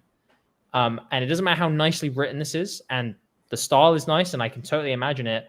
I still don't think that's going to get someone's attention immediately to be like, oh, let me read this. So, Evan, I think it's well written. I like that you're thinking about the style, and I think that would definitely work as a style. I just think you need to front load what the problem is in the script, is my advice. Where does it go? Like, I'm kind of curious how this resolves. So it's like, okay. Which is that's a good sign for the copy, by the way. Sorry, go ahead. That's a good sign for the copy, by the way, that you're interested in seeing where it goes. Was I reading this? Yeah, okay. I was. It's because you just did the acting thing, and I was like, was that me, or did I like imagine what just happened? All right. Oh my God, we're almost 3 hours into the stream. Alex is losing his mind. I've been up since 5 as well, so I'm just like, it's now nearly 11 p.m. for me. I could barely lift my feet over the rug. The pain was so bad. I was just like, please, yes, please give me anything. And instead of giving me a new yoga routine, a handful of pills, or some stinky menthol cream, none of which works, by the way, she hands me these shoes. And she's like, put these on, walk around a bit, and then get going. Right. Like, I like this much better, and I would have this within the first, like, this section starting within the first 5 seconds of your ad. Like, the start to me would be like, Sharon like knows how bad my back pain is, so when she came over to me all excited, like saying da da da da da da, and then it goes into this. Like, that's how I would immediately start this. You can still keep that style, but get into this bit quicker, because this bit is interesting. You immediately I would literally, you could just start like, girls, my back pain has been so bad lately. My girlfriend literally gave me her shoes the other day. And then you go into the sort of, this is what happened of it. Like, you cut out like that whole, because I think I understand what he's trying to do with the setup, but it is just too long. And and that's fine. Like, for the comment that Sean just had, like, for sure, makes complete sense. But again, and I have this conversation probably once or twice a week with brands where they say like, oh, what's the difference between organic and paid like ads? And I always say, like, if you actually look at the best kind of organic content, it performs basically the exact same as it's the exact same as the best performing ads. Is like, it's because you're getting to the point quickly and people are interested and, you know, they want to know what's going on. There needs to be either heavy intrigue or heavy relevance straight away. And the start of this wasn't intriguing enough on its own to be like, oh my God, I need to keep watching. So I would say the smarter play is just to go straight into that relevance. You know, and like Rod says, you could test test what I call like a phantom hook, where like there just is no hook. It's just the start of the script, you know. Go for the throat. Go for the throat. Go for the jugular. Get the jugular through the throat. I mean, Evan is a competent writer. One thing that I've always tried to coach him on is that he is a natural storyteller, and there's a sort of I don't want to say fat because it's derogatory, because what he has is not necessarily fat. It's stuff that works, but not in a certain context. And then another thing too is that he's often very quick to jump to things that should be pushed to later. A good example here would be this. The first thing that I thought of was this. This comes later in an ad. In an actual UGC ad, like especially like more like a VSL style UGC ad, this, you know, I didn't want this. I didn't want this. I didn't want this. You know, we're still in the hook, the introduction, and this I would push down below into the like, I've tried everything, here's why it didn't work section of that. So it's interesting because I wouldn't necessarily say the opposite of that, because I think like either can work, but I've seen a ton of ads like do really well that have not statements like immediately. You know, I would say that's more the norm from what I see in ecom nowadays, is like stating the problem and saying, but it's not this, it's not this, and it's not this. So I guess you can go either way. Either this either needs to go up, way up, like immediately, or it needs to get pushed down so that the focus can be on whatever you're trying to draw focus to. Like if the hook is now around like your friend giving you a pair of shoes to fix your back pain and you being surprised by that, or conversely, you seeing your friend in back pain and giving her a pair of shoes and how that's shocking, that requires a little bit more copy around it than currently exists, if that makes sense. Yeah, I like it. Do we want to finish this or should we move on? Look, I think we've given the context we can give on this, because Evan, you're a good writer and it's written well. I think it's just the beginning that really needs sorting. Yeah, I'd be happy to look at this again. Yeah, resubmit this. Change the beginning, change the lead, send this back. I'm reminded of a mentor of mine, early mentor of mine, and she once said to me that, you know, Sean, what you've given to me is really amazing. It's absolutely exceptional. It just has all the wrong words. So redo it, but with the right words, and then bring it back in. I like that. I did my best. It's what you can ever ask for. All right. So moving on to Roman with personal training landing page for a local gym. I will read this one since you guys read the last few. Goal: get people to book a consultation at a local gym. Offer a 30-minute assessment where a trainer discusses the client's goals, challenges, injuries, and current habits. Audience: everyday adults from 18 to 50 who are motivated to improve their fitness, health, and lifestyle. Not competitive athletes and not extreme beginners who aren't committed. I mean, so these are people that are already interested in fitness, who are motivated to improve their fitness, who like fitness, but also now you have to compete with all the other options that they have available to them. So that's the thing. And they will be actively seeking those options. A Pilates class, for example. Yeah. I think one thing I would like when people submit fitness stuff in the future is like just to differentiate a little bit more, like, because it's very easy to say want to improve their fitness, health, and lifestyle, but like, particularly when I look at younger people, there's some distinct categories. There's like I want to get some muscles, I want my butt to look good, whatever. Yeah. There's also I want to lose weight, which is a different thing. And like those people might be doing some of the same behaviors, but the motivations behind those things are quite different, and what people are willing to do in terms of protein powder or like diet, exercise, whatever. Very, very stark difference. So like definitely have an idea of what you want that shit to be before you write some copy. Yeah. I mean, let's be real for a moment. What are the 4 types of people that are drawn to fitness offers? People who are vain, people who have mental illness, people who are athletic, like actual athletes, and either want to rekindle that or conversely continue that. And then people who have been instructed or told to by either a partner or a doctor.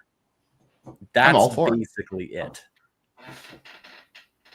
There's not really any other type of person who seeks fitness. And so, I'd say a vain / insecure. Well, yeah, that falls into vain. Okay. Definitely. Yeah. And so the thing that we have to contend with, that I've always had to contend with when like either reviewing or thinking about fitness offers and offerings, is that the people, those 4 types of people, are radically different. And some of them, like those sort of natural, like very milquetoast, broad, general, almost brand sort of appeals work really well for them. But like somebody who's like truly vain, like they're going to have like, they want like, you know, a Brazilian booty in X number of minutes per day, or they want to be the most jacked that they possibly can, you know, so that they can impress their team. It's really like, and then you can sort of get past that into people that are like anorexic or orthorexic, and, you know, bodybuilders, for example. Yeah, it's just, there's a whole class of people that respond to these sorts of offers and this sort of stuff. And like, there's not a whole lot of different camps, and the appeals that appeal for each, they're different. So I don't know.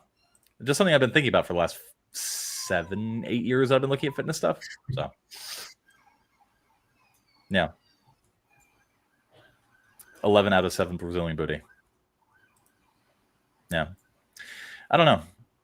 I sorry for the tangent that's going to make us go longer. I really started thinking about this when I started working with a coach who was she was putting together a program around pregnant women and getting them fit while they were pregnant. It was a sort of like home study, home fitness program for them. And really like the appeals, like the thing that I was seeing in people that would respond to those offers, it had very little to do with, like, you would say things like, oh, it's really good for the health of the baby and blah, blah, blah, blah. No, the appeal that worked for those types of people, for those types of offers, was this will help you get your body back in very little time.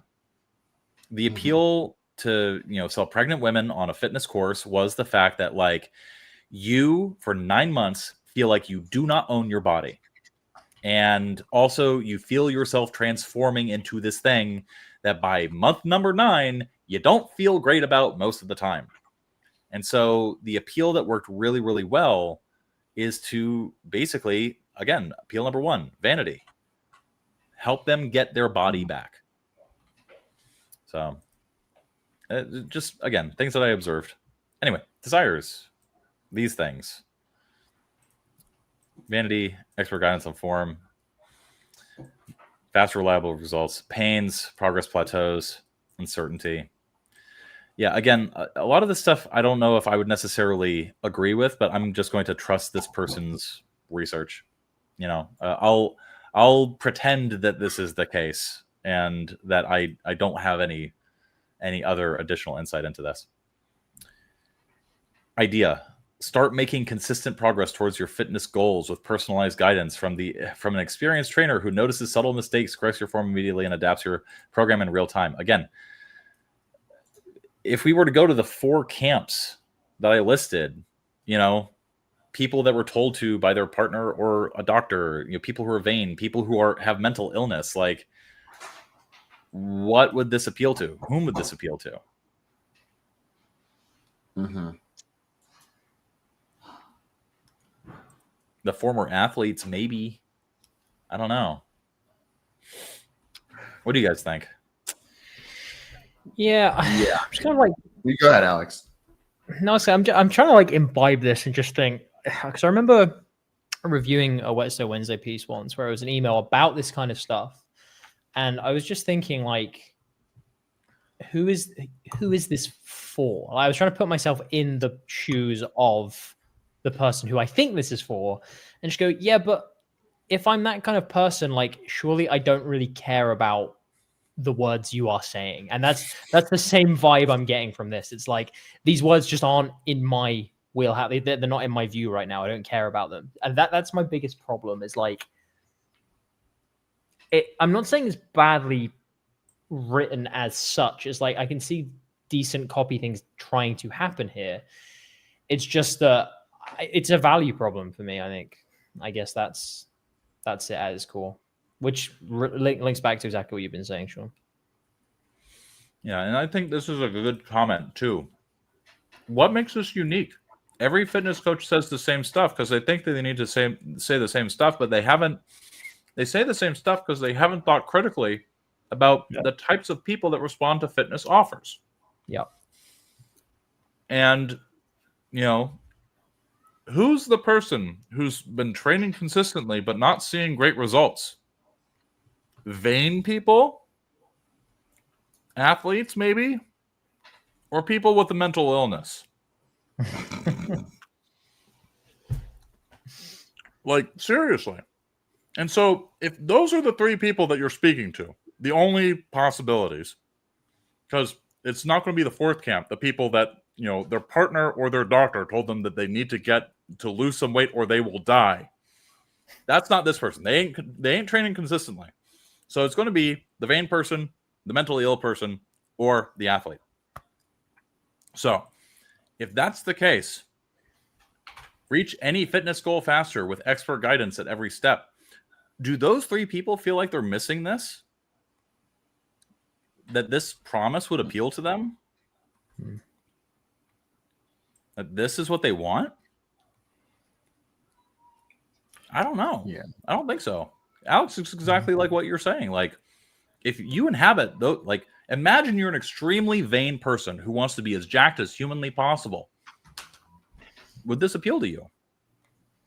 That's exactly it. And like the email, in fact, I've just remembered, like, I'm trying to remember what it was, but I remember the exact email I was reviewing when I thought that for fitness, and it was for beginners. It was for people who are who are like wanting to get into the gym and like learn how to do weightlifting. And the first kind of piece of it was about like, doing like Romanian deadlifts, and it was like, and I was like, I'm someone who's kind of like new to weightlifting and wouldn't mind, you know, maybe considering it. I don't know what the fuck a Romanian deadlift is. And like, what are you, it's like, talk to me about like why it's actually like so much easier to get into than I could think. And actually like, it's one of the best things you can do for your body. You know, tell me that stuff where I am. Don't start talking to me about some advanced thing that I have no idea what it is. And that's exactly the vibe I'm getting from this. Yeah. I mean, you know, just on this note, on this particular thread of conversation, if we're talking about Romanian deadlifts, don't talk about Romanian deadlifts. Talk about an exercise that will give you the biggest booty pump in your life in 5 minutes, because that's what a Romanian deadlift can do. Yeah. Think about the outcomes. Yeah, and I want a big booty. You know me. How many times have I said that? I would love a big booty in 5 minutes. And all I have to do is one exercise. Wow, what an appeal. You should write an ad about that. Like, that's the sort of thing that we're talking about here. Like, people don't care. Oh, sorry. We're sorry. Like what? Imagine how refreshing it would be too if the person writing this ad was like, "Fuck all of this fitness, lifestyle, whatever stuff. I know you want a big ass. I'm the guy who's gonna help you build it. You want to look jacked, so when you go to the beach, people are like, "Oh my god, that's the man." I know how to do that for you. It's honest. It's to the point. It's saying that you can give the person the thing that they actually want.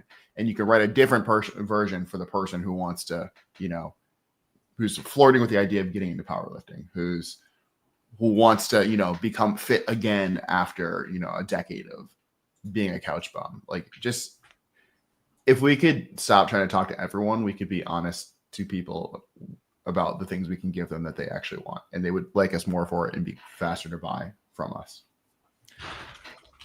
I think that touches on, Rod, something that you and I have been talking about for a while now at this point, which is like, as things have become more atomized, it becomes more and more incumbent upon us as advertisers to speak to the people that would benefit the most from the things that we're trying to sell.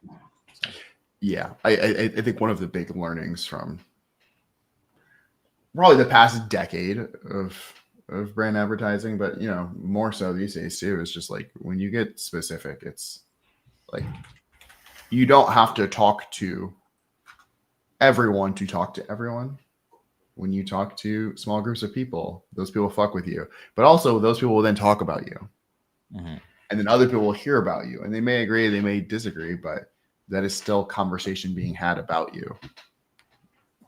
Yeah. I just remember just sort of on that note, I apologize, but like, there was a financial sales letter, and like, I remember, because like the copy itself was just like, the copy itself was talking about like, oh, you want your wife to respect you, you want your kids and your neighbors, you go play your golf game and stuff like that.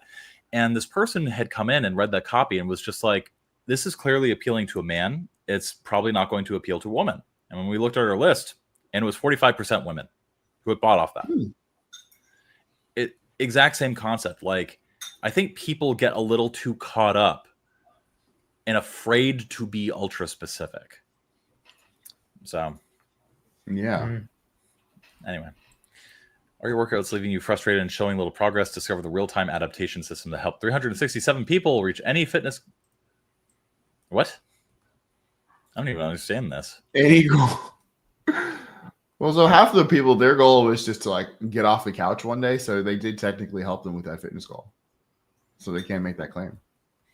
But also, it's that whole thing of, again, trying to focus on too many people and you hit no one. If you're saying like, oh, this helped anyone reach any goal, it's like, it just feels less serious. Yeah. It makes it feel like it's not going to be as effective. I think that, what would sell better than this is a at-home info product that teaches you how to do a backflip, no matter what your size is. Like, I would write that. That would be amazing. Like, show off to your friends, like show off your fitness. Like, you can be the biggest person on the planet, but I promise you, by the end of this month, I can teach you how to do a backflip. That would sell. You know that. Yeah. You know that product, right? Or have which one? you just made the backflip product? Have you just made that up, or you know the product? Either I made that up, or it's a real product and I completely forgot about its origin. It's a real product. It's I can't remember who does it now, but it's a guy selling a course about how to do a backflip in like 30 days or something like that. Yeah, maybe it's in the recesses of your brain. I must have seen it like 7 or 8 years ago, and it's just been living there rent free. But yeah, no, same thing. Like, choose a specific thing. Oh, John Carlton is actually pretty useful for this. Like, sometimes, especially in the fitness niche, like, you can get real out there, but like, the more specific you get, the better it is. Mm-hmm. And here, this is running into the same problem too, of like focusing on the mechanism a little bit too soon. Like, look at the old P90X commercials. And this is a great example. Master the handstand in 14 days. Yeah. Those sorts of products sell. And guess what? They are a great introduction into more fitness products and coaching, because now all of a sudden you have a list of not only qualified buyers, but people who have gotten excited about what you've done and seen the outcome of what you've taught. And now they are eager to pay you more money to learn more from you. That's why products like this work right here. Yeah. And there's another thing there too. And I think this is the handstand thing is a perfect example. A handstand, being able to do a handstand is a tangible thing. That is a specific goal that is easily defined, and you know when you'll be able to do it. You can track what progress means. The problem with all this like fitness and lifestyle and being healthier shit is like, what the fuck does that mean? What is the end game of that? I think like a good sort of like more fitnessy comparison is like the couch to 5K stuff, where it's like, we're going to help you progress towards running a 5K. you will struggle to run 1 mile. Then you will be able to do it. Then you will run 2, and then finally you'll be able to run 3.1. Just getting really specific about what it is that you want people to be able to do, so they can imagine, one, what their life would be like when they could do it, but two, like, they can kind of track and hold you accountable to, hey, when this person is talking, do I believe that they could walk me through the steps to get towards that goal? When the answer is yes, they're going to be way more likely to buy, versus like, oh yeah, you're just going to be so much healthier. I've been telling myself that for 20 years. Where's that got me? I know how to do a handstand. Do you want me to teach you how to do a handstand? Not really. When would I ever do a handstand? To impress your friends and intimidate your enemies? I don't think it's a handstand. Like, maybe like if I could learn to break dance, yeah. That's a thing. That'd be much more intimidating and impressive. I'm only slightly better than Australia's best breakdancer, so you know.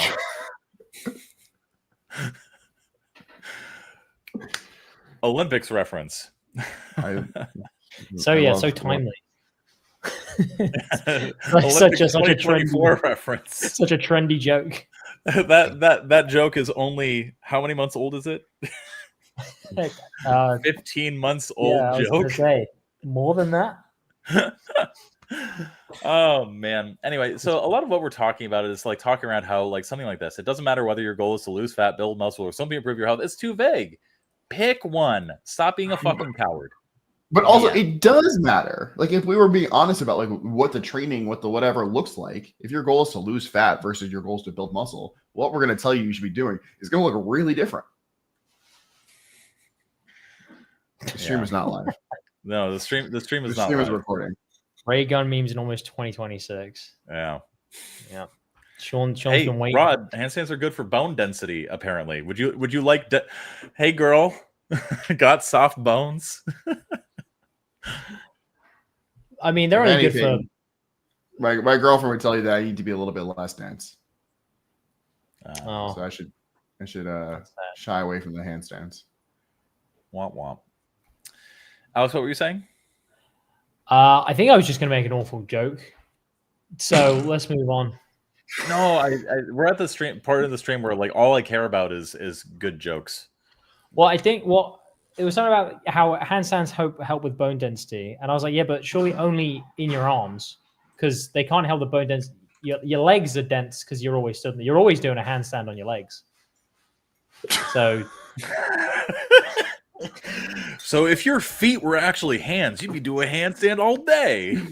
That's what I mean.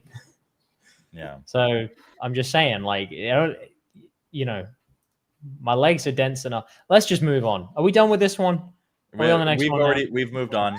Okay, the previous landing page was running into the very many of the same problems that most fitness-based landing pages run into, which is like it's trying to be everything to everyone, when really it needs to be more specific and it needs to be more unique. And, you know, people who write about fitness and care about fitness need to really think critically about the types of people they're trying to appeal to, and then be focused in the people that they're trying to appeal to. Like V-Shred, for example, he knows who his target audience is, and it's vain people. Vain people. And so he appeals to them really, really well. Somebody like Dr. Mike Israetel and the, you know, Renaissance Periodization Hypertrophy app. Guess what? That appeals to mentally ill people. That's a joke. Dr. Mike would probably come on and say, you know, he's actually probably right about that. But Dr. Mike has a sense of humor. So anyway, there you go. Anyway, let's move on. Skincare brand.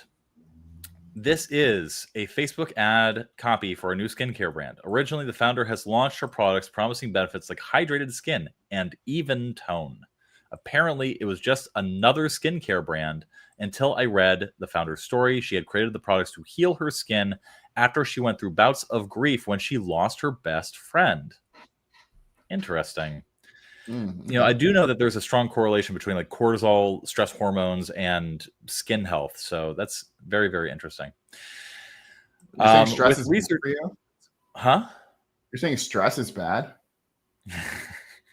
Stress is one of those biomarkers that literally is probably one of the biggest contributors to poor health in the world. It is crazy how bad stress is. But yeah. With research, I found a target market for her products, women who have been through years of grief of the loss of a loved one. Oh my goodness. The grief shows on their faces. They feel like they've aged. Their skin has turned into an inflammation machine. Acne, pigmentation, and dryness. I love how...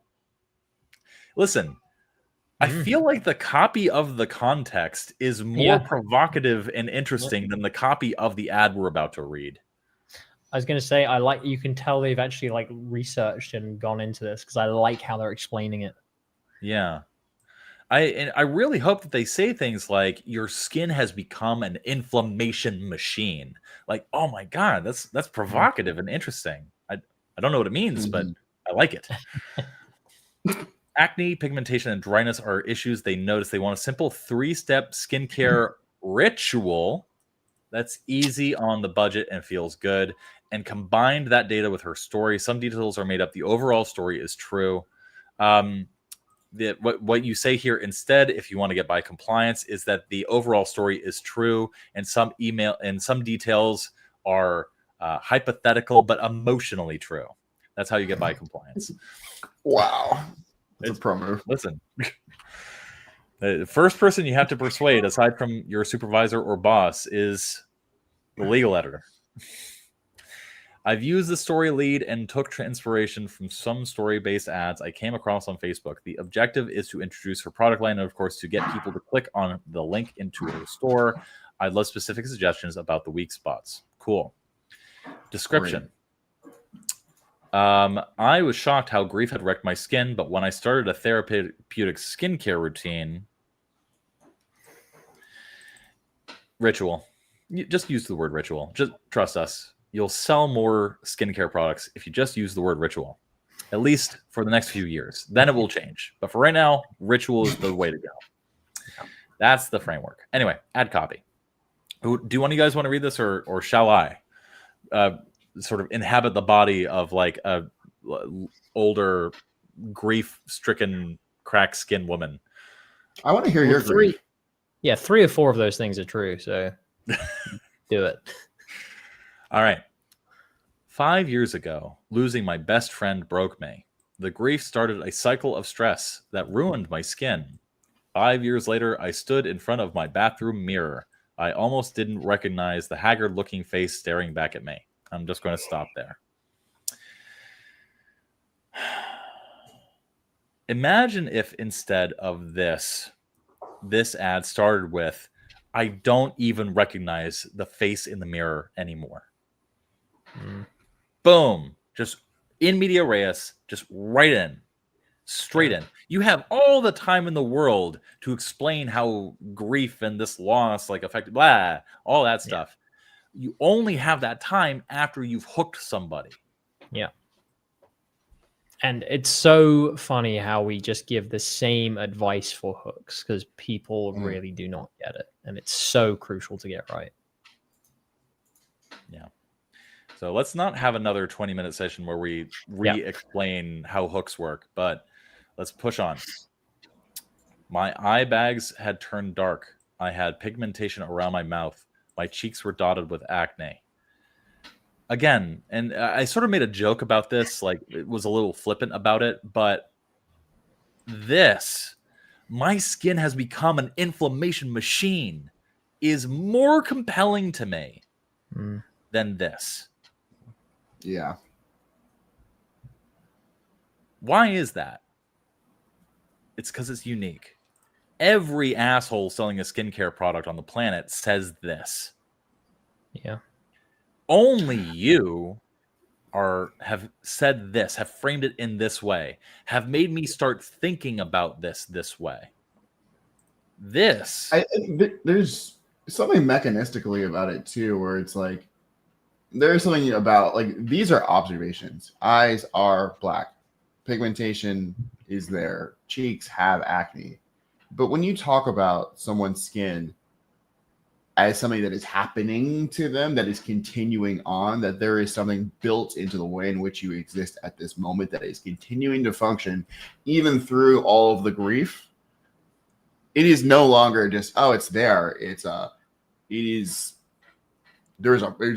literal verbiage to it. What is the line from Massive Attack? Love is a doing verb. Your skin is a living thing. Mm-hmm. It's not just this. It is a living, ongoing. It's a process. Your skin is a process. And so when I saw this, I was immediately attracted to it. But when I see this, it feels flat. So Mm-hmm. Yeah, let me say one more thing too, because this is like, thinking about it this way really excites me, because yes, we have come into this from the founder's stories, one based in grief, and she created this product to help her, get her skin back because the grief had affected her skin. What we are effectively saying then is that your skin is a reflection of the way in which your life is happening to you. And so as you go through things in your life, your skin is going to change with that. And so that applies to so many more things than just grief. Work stress, transitions, even good things happening to you might change what your skincare needs are. And if you start thinking about it as like, well, our brand's belief, perspective, whatever, is that women's skin is a function of the things that they're going through in their lives, and we are there to meet those needs no matter where they are, because we think everyone deserves good skin. You are no longer just serving people who are dealing with grief. You're serving every single woman who has a life, who has gone through it, and who thinks they might go through some stuff. That applies to pregnancy. That evolves to all these changing things with your body as you get older in age or whatever. Like, that idea there is enormous enough to contain so many different things. And like, if you brought that to your client, like, that is a gift that could scale their business, because not only will it change the things you can talk about, it will change the way that they see like what they are actually out there to do. And that is a compelling thing, both to us, like internally, like we're reading this and we're like, holy shit. But it would also be like really compelling to put that in front of a consumer too, because you're reflecting the things that they're going through. So like, you've stumbled on something like genius, and like, please do not toss that out. Yeah. So I want to illustrate for people that what Rod is talking about is brand strategy. What he's just described is an insight, an observation that relates to brand strategy. Now, what he would normally do in the course of his job is write that up in a memo or a brief, and then he would give it to copywriters like me. And then I would take that and I would go, well, how do I make this, what Rod is saying strategically, a visual thing that people can understand?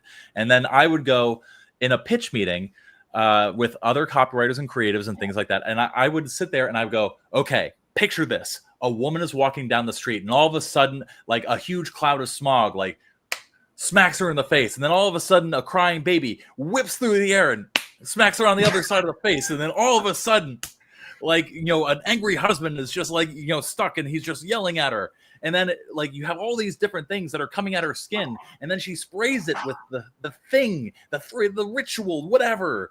And all these things sort of dissolve away, and her skin looks fresh and moisturized and perfectly clear. And then you get the messaging of your skin reflects the life that you live and the stress of every day. Make it go away with insert name of the product here. That would be the creative interpretation of, one possible of many creative interpretations of the strategy that brand strategist Rod over here just laid out. Yeah. So the problem with my brief just now is that I didn't include any tonal notes. And so you took that to the funniest fucking place possible, where I'm thinking, it's supposed to be sentimental and heartfelt and honest and genuine. And you're just like, baby smacking people in the face. Which would also be really funny and like probably actually work too, because not everyone wants to have that super heavy stuff all the time. It needs more circular saws, personally, but there you go. Circular saw smacking you in the face. Oh, goodness gracious. Do we really need to talk about this? Because I think that what we talked about sort of handles how to rethink this, but do we want to sort of look at the rest of this execution here? What do you guys think? We have one left to go after this. I don't know. Like, take a quick scroll through it. Does it seem? Is it doing anything crazy? Is it that we haven't talked about with any of these other ones we've seen today? It feels a little too not sentimentally sincere, like what you're getting at, Rod. It feels a little like almost like Hallmark movie. Yeah. Like I think this comment puts it well, which is there's a cheap emotional angle here that's being made that I think isn't as delicate as it needs to be. Yeah, and I think sometimes it's like we feel our emotions really deeply, and so then we write about them. We write about them really heavily because it's a reflection of how they have made us feel and how we understand their impact. But I think we have to give other humans credit for understanding how emotions tend to work. And so you can say, you know, I lost my best friend and that like kind of shook me.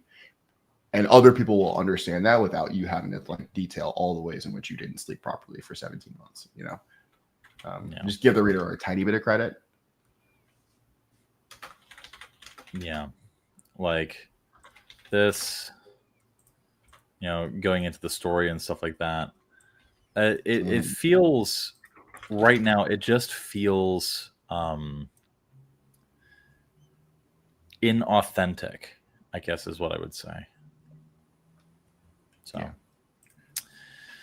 And to be like nice too, getting that balance right is very tricky. So it's like, very hard. You're not a shit writer for us thinking it's a little heavy-handed. You know, it's genuinely difficult. I mean, there's some stuff in here that, like, again, I like the idea are like that is being approached here. Like, I like the approach. It's just the functionality of it. It's just, you know, where things are, details, how they're framed, like the way that things are positioned. The value here is high. It's just a matter of how it's positioned for the reader, how it's focalized, how it's framed, things like that. And also, I mean, Alex, your opinion, if this were like a Facebook ad, which it is, do you think that this is too long? Do you think that this is, you know, good for what it is? Or do you think that this is probably something that needs to be cut and trimmed quite a bit? Yeah, definitely cut and trimmed. Like I'm always reluctant to say too long because I always say to people, like, you know, you shouldn't think in terms of length or in terms of like, you know, how many minutes the video is, because that doesn't determine how good the ad is. It's only if it keeps relevance. But definitely as I was reading it and as you've been scrolling, there are so many lines that just don't need to be there. There are so many, you know, things that can be said in a much quicker way. So trimming is definitely required because it's that, you know, at the top, near the top, it was like there was an exchange between the husband and wife. And it was like 3 or 4 lines of what was it? Keep going. Yeah, there. Like, I'm sorry I whispered, no, don't say that's not about us. I know the pain of losing her is eating away at you, but look at yourself. It's like you're punishing yourself. And then like before that, you had honey, you look like you're about to collapse. It's been 5 years. And it's just like, there's so much like exposition. And there's so much like back and forth that just isn't needed. That is a personification of the rest of how the ad is kind of structured right now. And it needs to be cut down. Yep. Tightened. The verb I would use is tightened. Tightened. Like good skin. Let's look at the last ad that we have for today. Yeah. Let's do that. Love the colors. Oh goodness gracious. Yeah, more examples. All right. Oh no, you've lost the. There we go. What the fuck? All right. What even is this? Atomic content. A landing page for Atomic Content, a content repurposing service I'm building. Atomic and atomized because it sounds sexier than repurposed. Interesting. Fez. Also got to explain that though. Audience, the offer is built for YouTubers who publish long-form content, 30 minutes plus weekly, or have an archive of videos. Hey, I That's think we us. might be in the demographic for us. Yeah. Yeah, interesting. Oh, They no, create maybe deep, thoughtful content. Oh, no, we're not. Nope, not us. But don't have time to repurpose it for multiple platforms, which limits their reach and visibility. Interesting. Oh, I have things to say about that.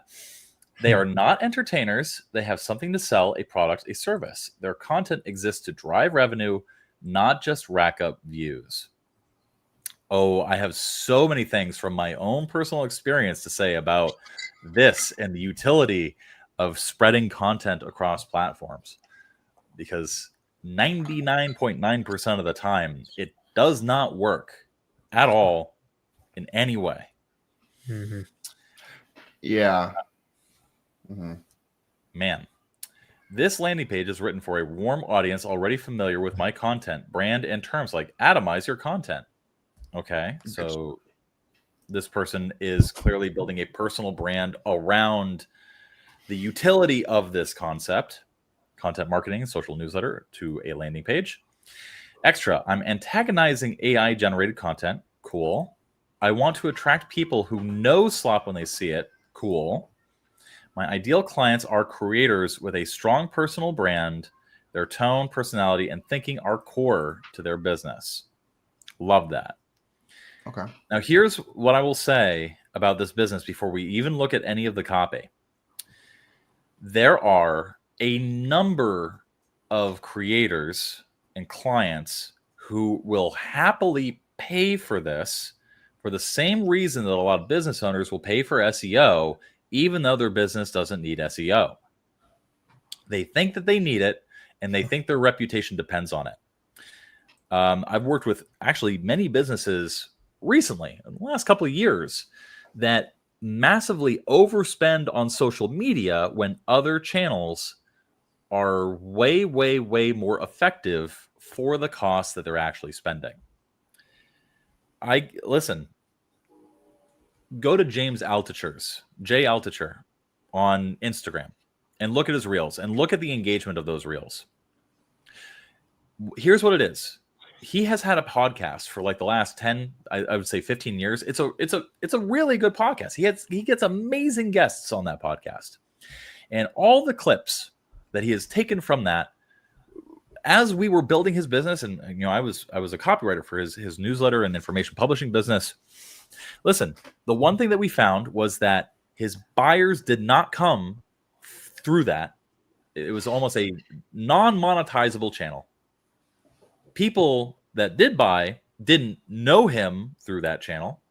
So it was like not effective for brand building.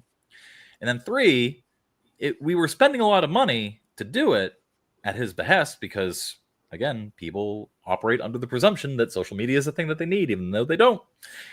And the things were just not getting engagement. They were not generating clicks. They were not generating views. They were not generating sales.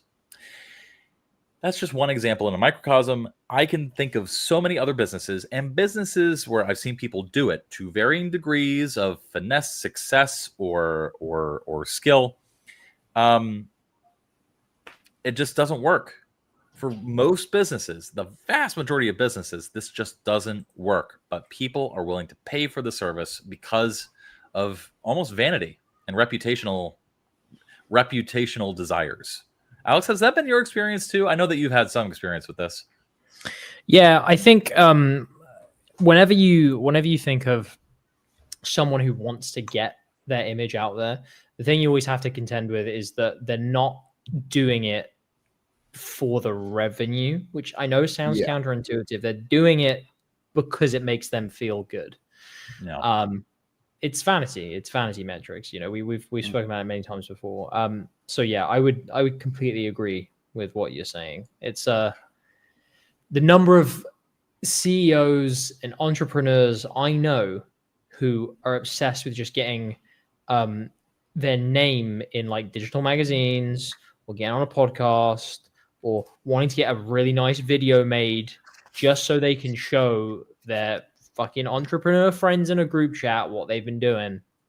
Like that's just what they're about, and they will pay for that. Yep. It's I largely disagree, or sorry, I largely agree on all these points. I do think there's like it's almost like a lottery ticket kind of thing. You're making a bet.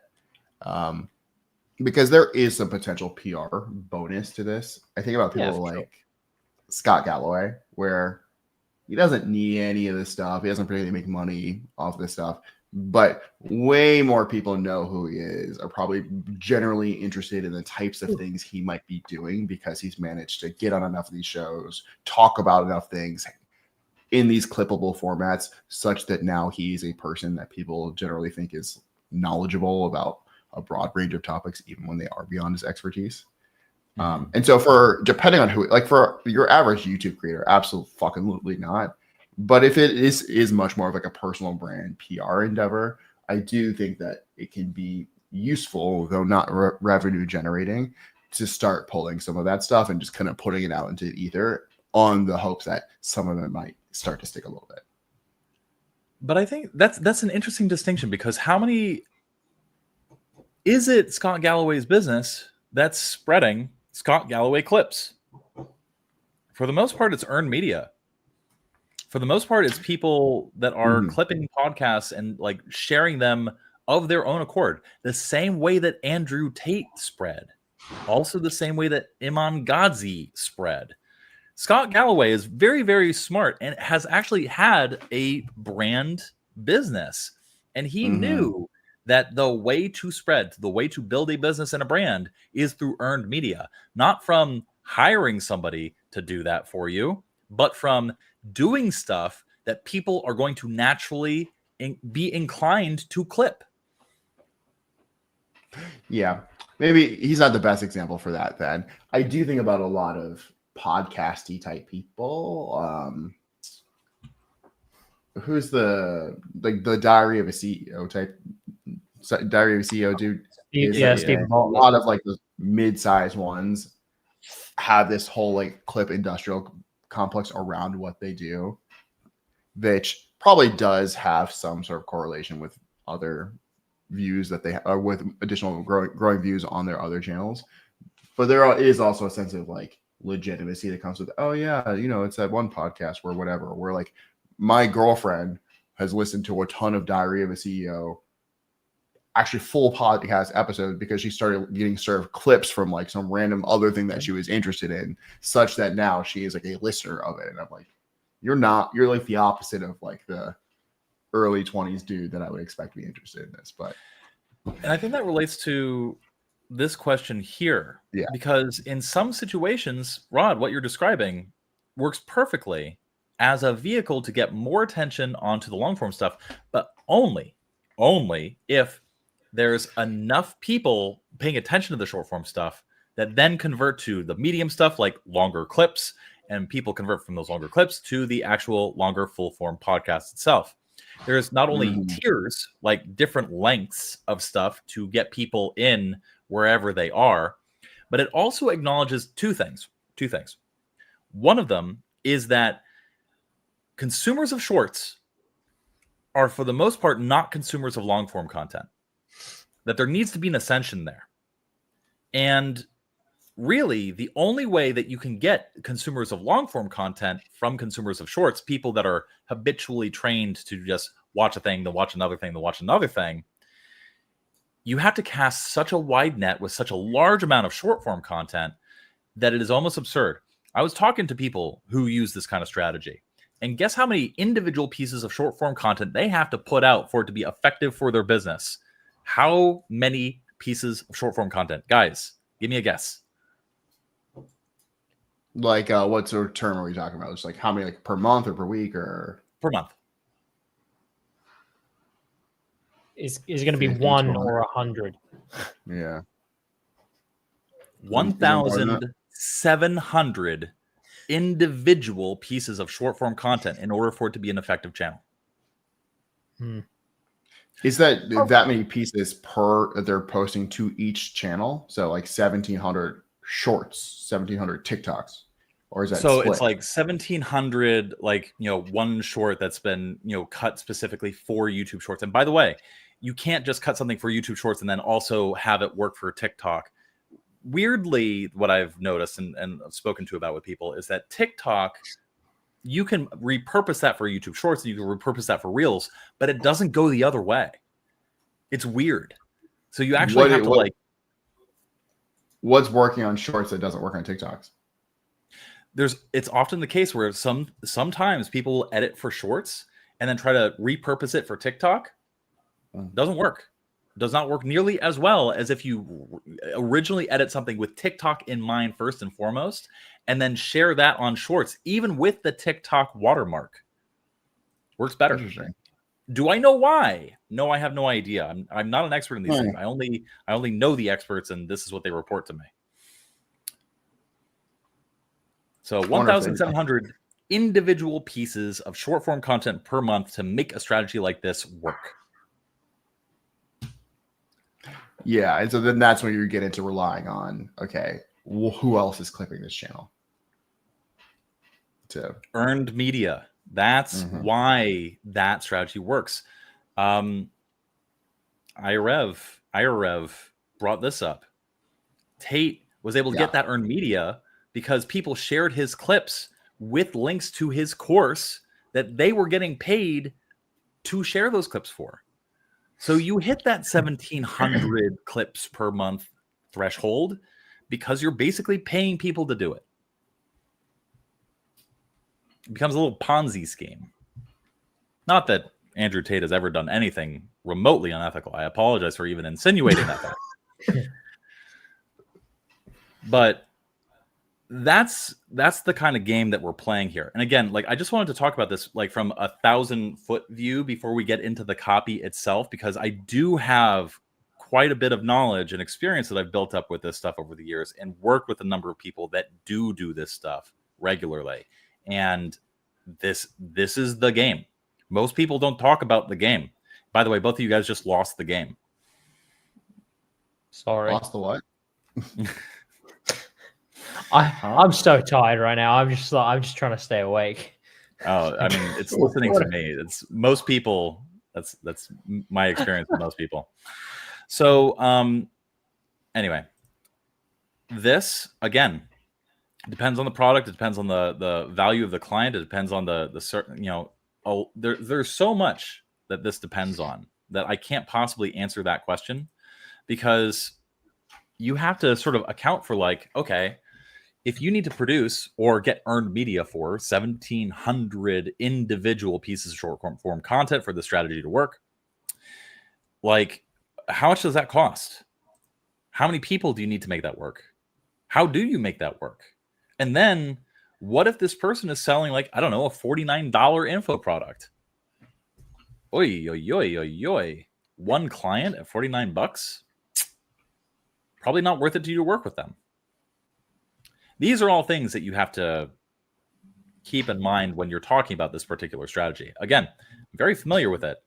And there's a reason why, like SEO, I'm coming from a place of experience when I tell you most businesses don't want to do this. The reason why you are going to make money is not because it's effective, but rather because they have reputational concerns. That's what Rod and Alex were talking about. Anyway, let's go into the actual copy itself. Sorry for going on that long tangent. I'm very passionate about this kind of stuff. So if you were doom scrolling and somehow landed here, and you happen to be the kind of person who records 30+ minute YouTube videos every week thinking, man, this should be getting me more leads or money or something, then you might want to check out this thing called Atomic Content before your next upload. I think that's the headline. I think I'll get shit for this headline, so I'll defend myself by posting this reference that I love.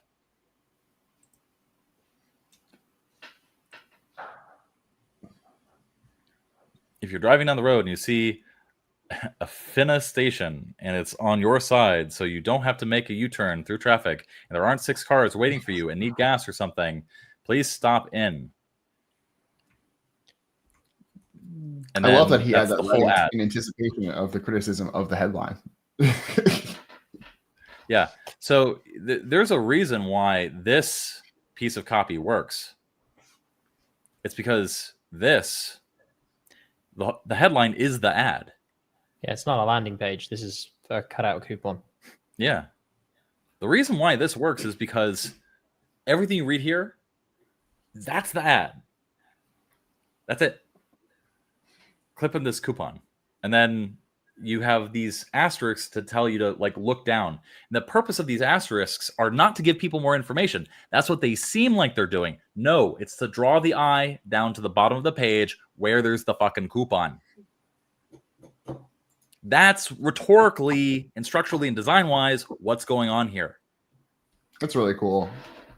Right? What are the little asterisk explainers say at the bottom? Let me see if that even shows up. They're legible. The first one, we knew it, blah, blah, blah, blah, blah, blah, but it's realistic and FINA doesn't, blah, blah, blah, you to in anything that isn't reasonable or something. Oh, our motto. That's their motto.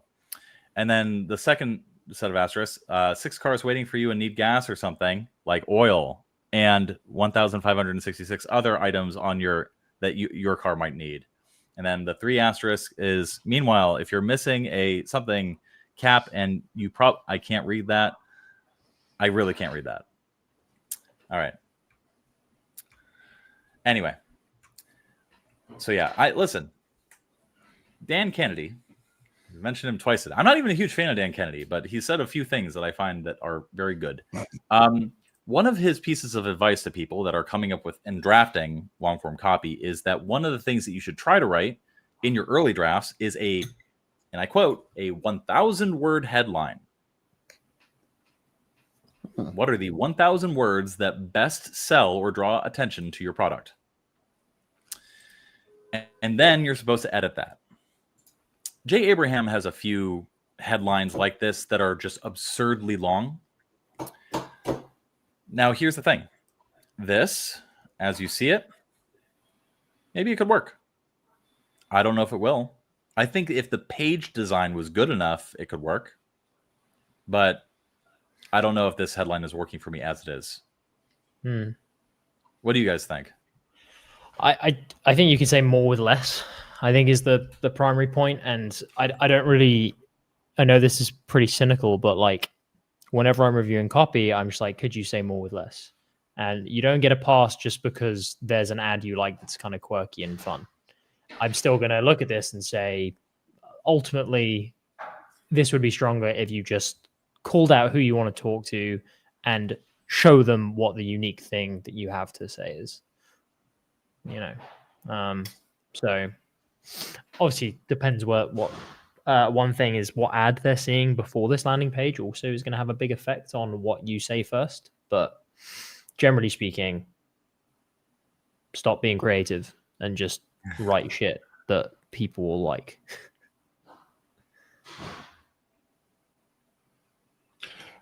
Yeah, I mean, I'm a little, I think because I'm not as much of this world, I'm a little bit more open. Actually, I don't dislike the format. I think we screw up just a little bit, Sean. I think the stuff in the quote in terms of talking about like, hey, like, man, this should be getting me all that stuff there. I think that could be tweaked a little bit more. I don't know if someone who clicks this, who has a channel the size of the caliber that you're going to be working with, going to want to be working with, is going to be thinking necessarily in these terms when they click this. I don't know. It also depends on like how they've engaged with your personal brand before, like how you kind of talk about these things generally, such that they end up here. But it could be helpful to take a softer approach, as opposed to like more leads, more money. Like, you know, why aren't more people seeing this? Why isn't this traveling? We just did such great content. Like, you know, there's a couple different ways to run at that might tee up everything else better. The format, like, I would be open to testing this format. Yeah. I kind of just feel, again, this is my cynic brain, but like, I just feel like a headline like turn your long form content or turn your 30+ minute videos into shorts, reels, TikToks, and then either without or in or with, you know, I feel like that would just be stronger as a headline, you know, because you're getting right to what people care about. Yeah, I would actually take a modified version of that, which is stop before you upload your next 30+ minute YouTube video, you need to learn about atomic content and how it can help you scale on Instagram, TikTok, and all these other platforms. Yeah, and that depends, like, what stage of awareness you're talking to. Like, do people already know they want to do that to their content, or do they need to be convinced that, yeah, you should be atomizing your content? Because I definitely like that approach if people haven't been convinced of that yet. You know, just saying, like, are you atomizing your content? You know, like something like that. It's a bit like, oh shit, what does that mean? Should I be doing that? I think there's also like a sort of middle ground approach too, where it's like, if in that intro thing, you're like, if you're doom scrolling and you happen to be the type of psychopath who's making 30-minute videos in a world dominated by TikToks, Reels, and YouTube Shorts, blah blah blah blah, you might want to check out this thing called atomic content.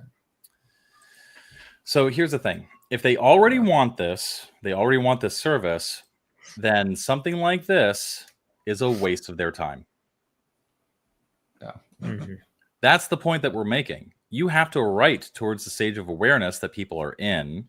And if people are already in a position where they want this service, then the thing that you should be doing is not something quirky, cute like this. You should just be more direct, since they, of course, already want it. This strikes me as one of those times you need to kill your baby. Like, this is, I know you like this headline. Like, you like it because it's fun, and you're gonna think, you know, fuck you guys, fuck copy that. I'm gonna run this anyway because I think it's gonna work. But this is one of those times where I'm telling you, killing your baby would almost definitely be better. And just doing the simple thing. Don't quote me on the that. obvious thing. Yeah. Obvious Adams. Obvious Adams, man. All right. We take your long form videos and atomize them into shorts, reels, TikToks, X threads, LinkedIn posts, newsletters, blog content, the whole buffet, all crafted by an actual biological human being, one that eats, shits, and occasionally sleeps like you.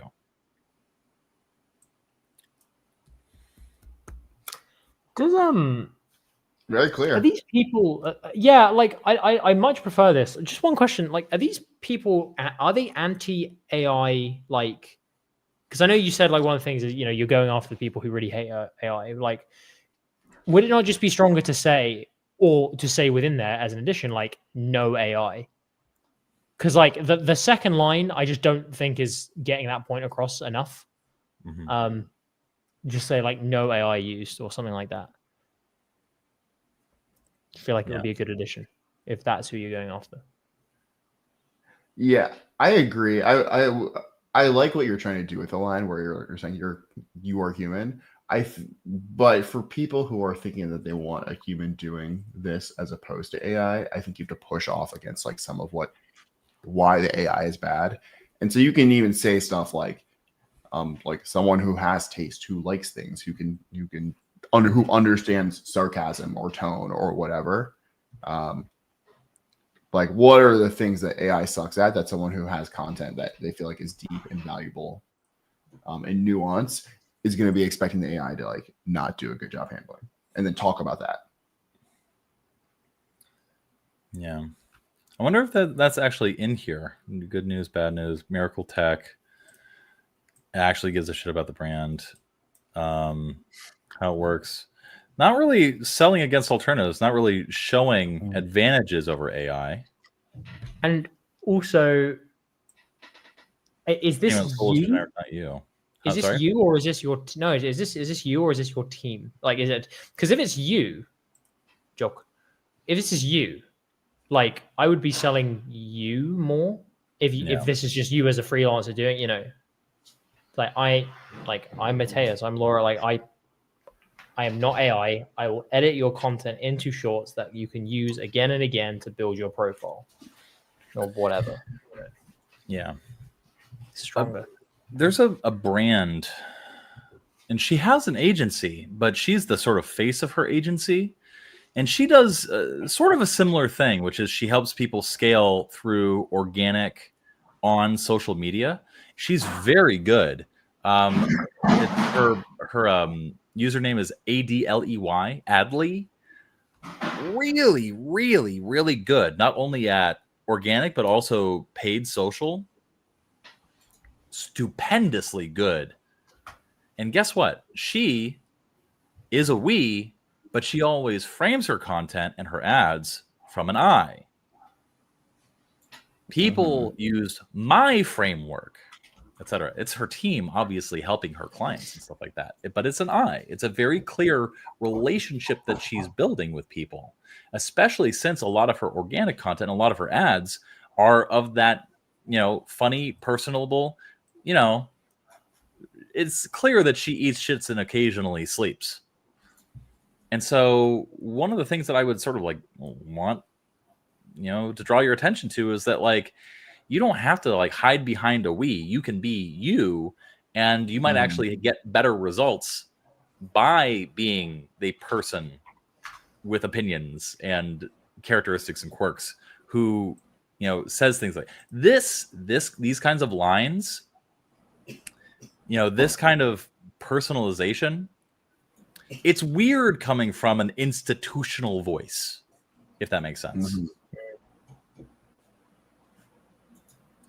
Yeah. And so again, like, test it.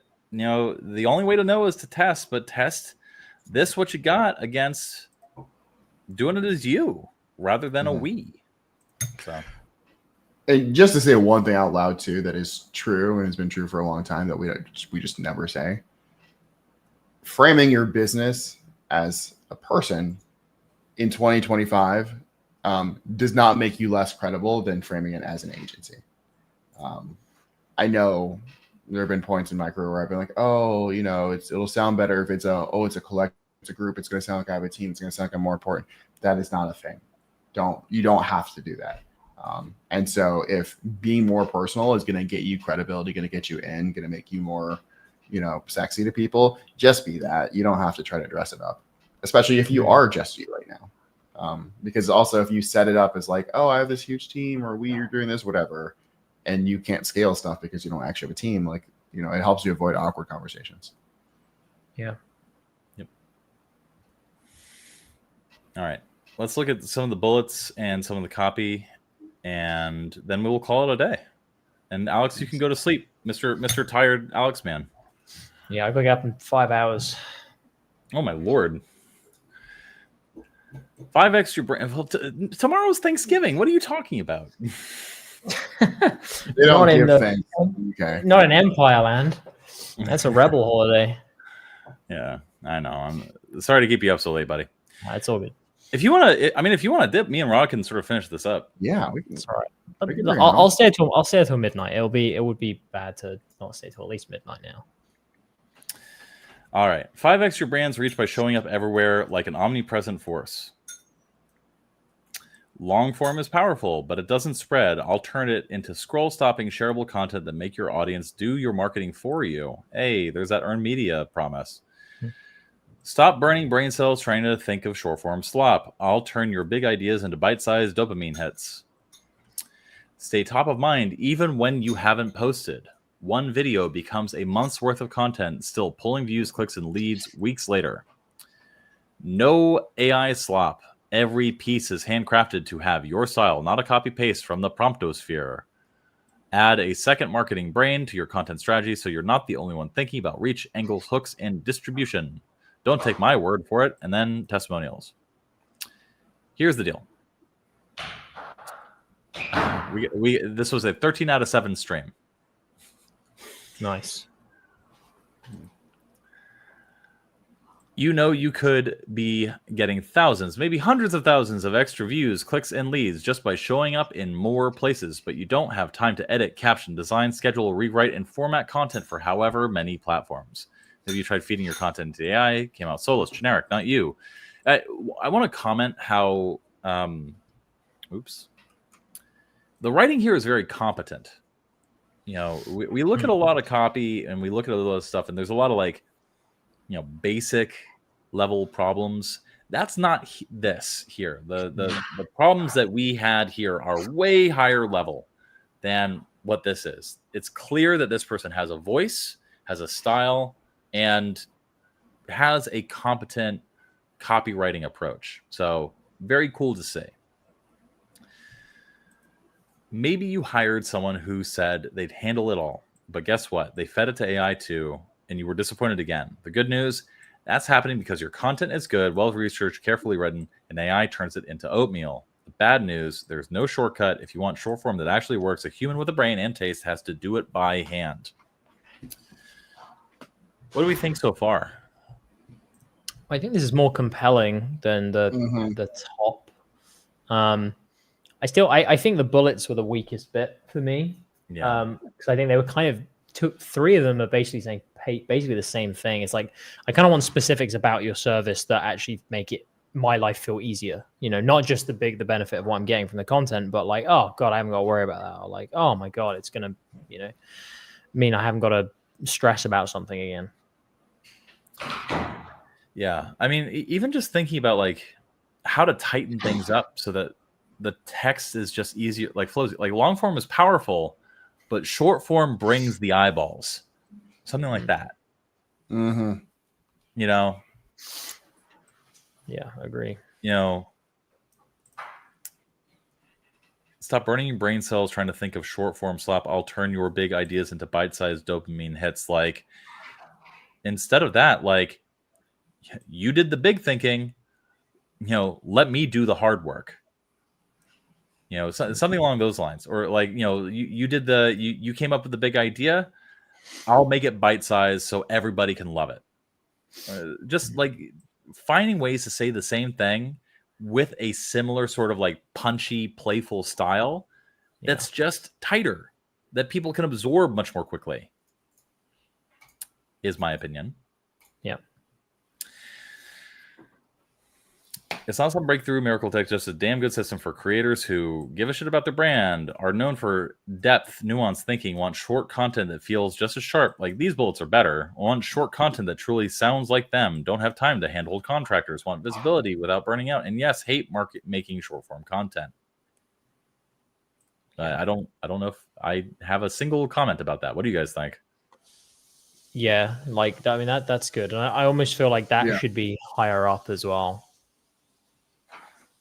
Functionally, I think that works a lot better. I agree.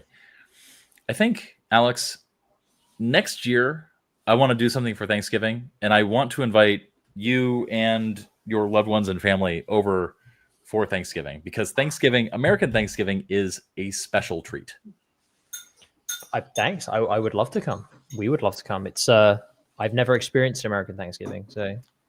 Wait, really? Well, I mean that makes sense, but. Yeah, so how are you in England never experienced American Thanksgiving? What? Yeah, Rod, would you agree that Thanksgiving is amazing? But don't you guys also have like big Christmas? I like how Rod didn't say anything. Yeah, don't you guys also have big Christmas meals as well? Not really. Thanksgiving's much bigger. Thanksgiving's like the big mama jamma. That's insane, because for us it's Christmas, like so Christmas dinner. Christmas is also big, but not like. But you guys have, because you don't have Christmas crackers, do you? What is that? In Sean's house, they do. Very good. A Christmas cracker is like a little like cardboard thing with like almost like firecracker strips in it, and you pull them, and it bangs. No, I'm guessing in the UK, Christmas just is Thanksgiving, I guess. It was a lot big. It's a much more big deal about like, oh, you get the whole family around, you eat around the table, Christmas crackers, little crowns. Yeah, I don't know if anyone does that. I guess not. Rod, earlier I asked you like what you think of Thanksgiving. I have a lot to say about Thanksgiving. It's my favorite holiday. Mine too. Yeah. Okay, great. Yeah, so this is controversial. I high key hate Christmas. I'm not a big gift person. I don't like getting stuff. I don't like the social pressure of having to give stuff. I don't like the awkward interaction of, okay, we're doing the gift thing, so I now have to receive things and then pretend to be really excited about a bunch of stuff I didn't ask for, even though I'm grateful for the gesture of the person wanting to give it to me. And so it's not like a complete fuck you, but it is kind of like why do I have to do this? It takes forever. Way too many hokey songs. I'm sorry, Mariah Carey. We need something new. Thanksgiving, by comparison, is easy. You get a bunch of people together. You make all of your favorite foods. It doesn't just have to be traditional Thanksgiving food. And you just kind of offer a general, hey, thanks for being in my fucking life. We went through a lot this year or these past couple of years, and it's nice that we could be together just to kind of reflect that. Yeah. Beautiful. Yeah. I think it is a little... Rod, did you and I become best friends because different? You just... Everything you're saying is something I've been saying for fucking years, man. Okay. We're the same person, just in differently melanated bodies. No comment. Yeah. One year I have to invite you guys around and do a proper English Christmas. We'll do Christmas crackers, charades. We'll do little crowns. Watch the King's speech. Yes. We'll do that as well. Yeah. So the other thing about Thanksgiving too is that it's a really big sports holiday. And so like some of the biggest matchups in sports in like the NFL, I think even NBA is playing on Thanksgiving this year. And so you have like so much food, you sit around, you watch sports, you drink a lot of alcohol, you just have a good time. You yell at the TV, you yell at your family. Watching American football is honestly one of the lowest things on the list of things I want to do. It's one of the most boring sports I've ever watched. Sorry, guys. Sorry, Americans, but I've tried like 3 times and nothing happens. Oh, nothing happens. A Raiders game. Something will happen to you. Oh, it's just... I mean, it's either really exciting or it's a bore, but I would always rather watch that than baseball or cricket. Well, yeah. I mean, fucking who watches cricket? Anyway, Alex looks tired, man. I am. I am. You know, just to yes and what Rod said about Thanksgiving is like it's the only holiday that I know of that like doesn't have a religious connotation. It literally is a holiday that just exists to feed people amazing food and to hang out with friends and family. And that's it. There's no other social expectation. That's it. You drink a lot, you eat a lot. That's the holiday. No wonder Americans are fat. Yeah. Well, I'll end on this because this is nice. 2 years ago, I watched the 4-hour video 3 to 4 times. Very worth a word in a pucker pad. Join every live stream 2 to 3 weeks. Last month, I made $15,000 running a lead gen / sales agency. Also, because you guys taught me copywriting. Thanks, lads. Dude, Emre, if that's how you pronounce it, sorry if that's wrong. You're awesome. Amazing. You're the kind of person we do this for. Super, super happy to hear that. Congrats. It is all on you. Same thing with this comment I noticed before. Like this feedback that we've given insanely, like this person rejoined just to be part of this stream.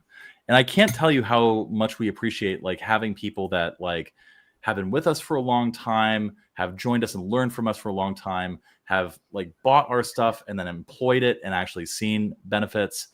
Do we have any other comments to give for the rest of this particular piece of copy? Because I think that the larger overarching concepts is more important than like this bit, which is, again, I think it's written very well, but it's not as important as the stuff that we've already gone over.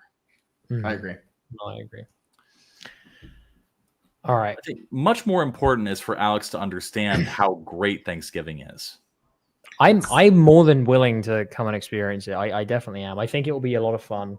Again, I just equate it to Christmas in the UK. I imagine it's similar-ish to the spectacle and the food. Because in the UK, you drink all day. That's not Christmas. That's just all around. But yeah, it's a similar thing. So I'm looking forward to it. The key difference is that in the UK, you're drinking all day so that your food becomes palatable. We're drinking because we enjoy the company that's eating the food with us. Do you have pigs in blankets? Yeah. Do you not have like Thanksgiving? That's we the have whole thing. Yeah, but pigs and blankets is a Christmas thing. No, I'm talking about Christmas. So also pigs like and blankets. Children's food. Yeah, that's a children's snack. That's what we make for kids. Pigs and blankets. What's pigs and blankets to you? It's like little hot dogs that are in like a a roll. Sausages and bacon. Yeah, they're fucking awesome. Roast potatoes. Usually a 3-bird roast: turkey, chicken, duck, maybe some beef. Oh God, I want a beef Wellington. I'm hungry and tired. And cold. I make a wicked beef Wellington, dude. You have to do that, please, because I would very much enjoy that. That's my go. I mean, I can't make one, but Kaylee, I can I get will. some social proof on how good my beef Wellington is? Oh, it's so good. Kaylee's still there. She's been there the Yeah. whole time. God, poor Yeah. Kaylee. She's literally been making our Black Friday The sales sales page for page. us while we've been yapping. Oh, God bless her. All right. I'm going to go because I've been up for 20 hours and I need to get up in another 5. So I will see everyone later. Thank you guys, audience, for staying with us. We love you all. Final CTAs, really quick. Shit. Everybody watching the recording of this, within the next 5 hours, I'm going to start a 24/7 Copy That live stream with like choice excerpts from like our paid stuff, the whole history of Copy That, our paid stuff, the archives, things that we've unlisted, things that we made and then took down, the stuff that covers the whole gamut, the whole kit and caboodle of Copy That's history. That's going to start at midnight tonight. If you're watching the recording of this, that it starts Thursday at midnight at 12:01 a.m. And that is going to be in the description of that is going to be the official launch of our Black Friday bundle. We've had a sort of soft launch that's in the description below. If you want lifetime access to everything, including 2 of our products that we are going to discontinue, the Platinum Collection and the second version of the Copywriting Career Copilot. We are going to take those down and rejigger and reconfigure them, leave some stuff out, move some stuff around, and then reconfigure it into something new. If you want lifetime access to how they are now and like don't want to have to rebuy, how should I say, all the stuff that's going to be like left aside in the cutting room floor, or conversely, if you want a $60 discount for the eventual Copywriting Career Copilot 3.0, that is all going to be available in the Black Friday bundle, available in the description below. At least the order form is. The sales page, I'm going to immediately start writing after I end this stream. Anybody have any questions? Yes. No, I do not buy our shit. There we go. There, Please do that. Much better CTA than what I just gave. Yeah, guys, this was a really good stream. I really enjoy streaming with you. I know it goes long, and I know that you guys are very, very busy, but I appreciate spending the time with you on a Wednesday, wetting other people's stones. That's the highlight of my day. All right. I love you guys. I'm going to bed. Take See you care. later. Rest Good up. night. Happy holidays, people. Bye-bye. Happy holidays to everybody but the English. Yes, we are used to that. Goodbye. All right. Goodbye.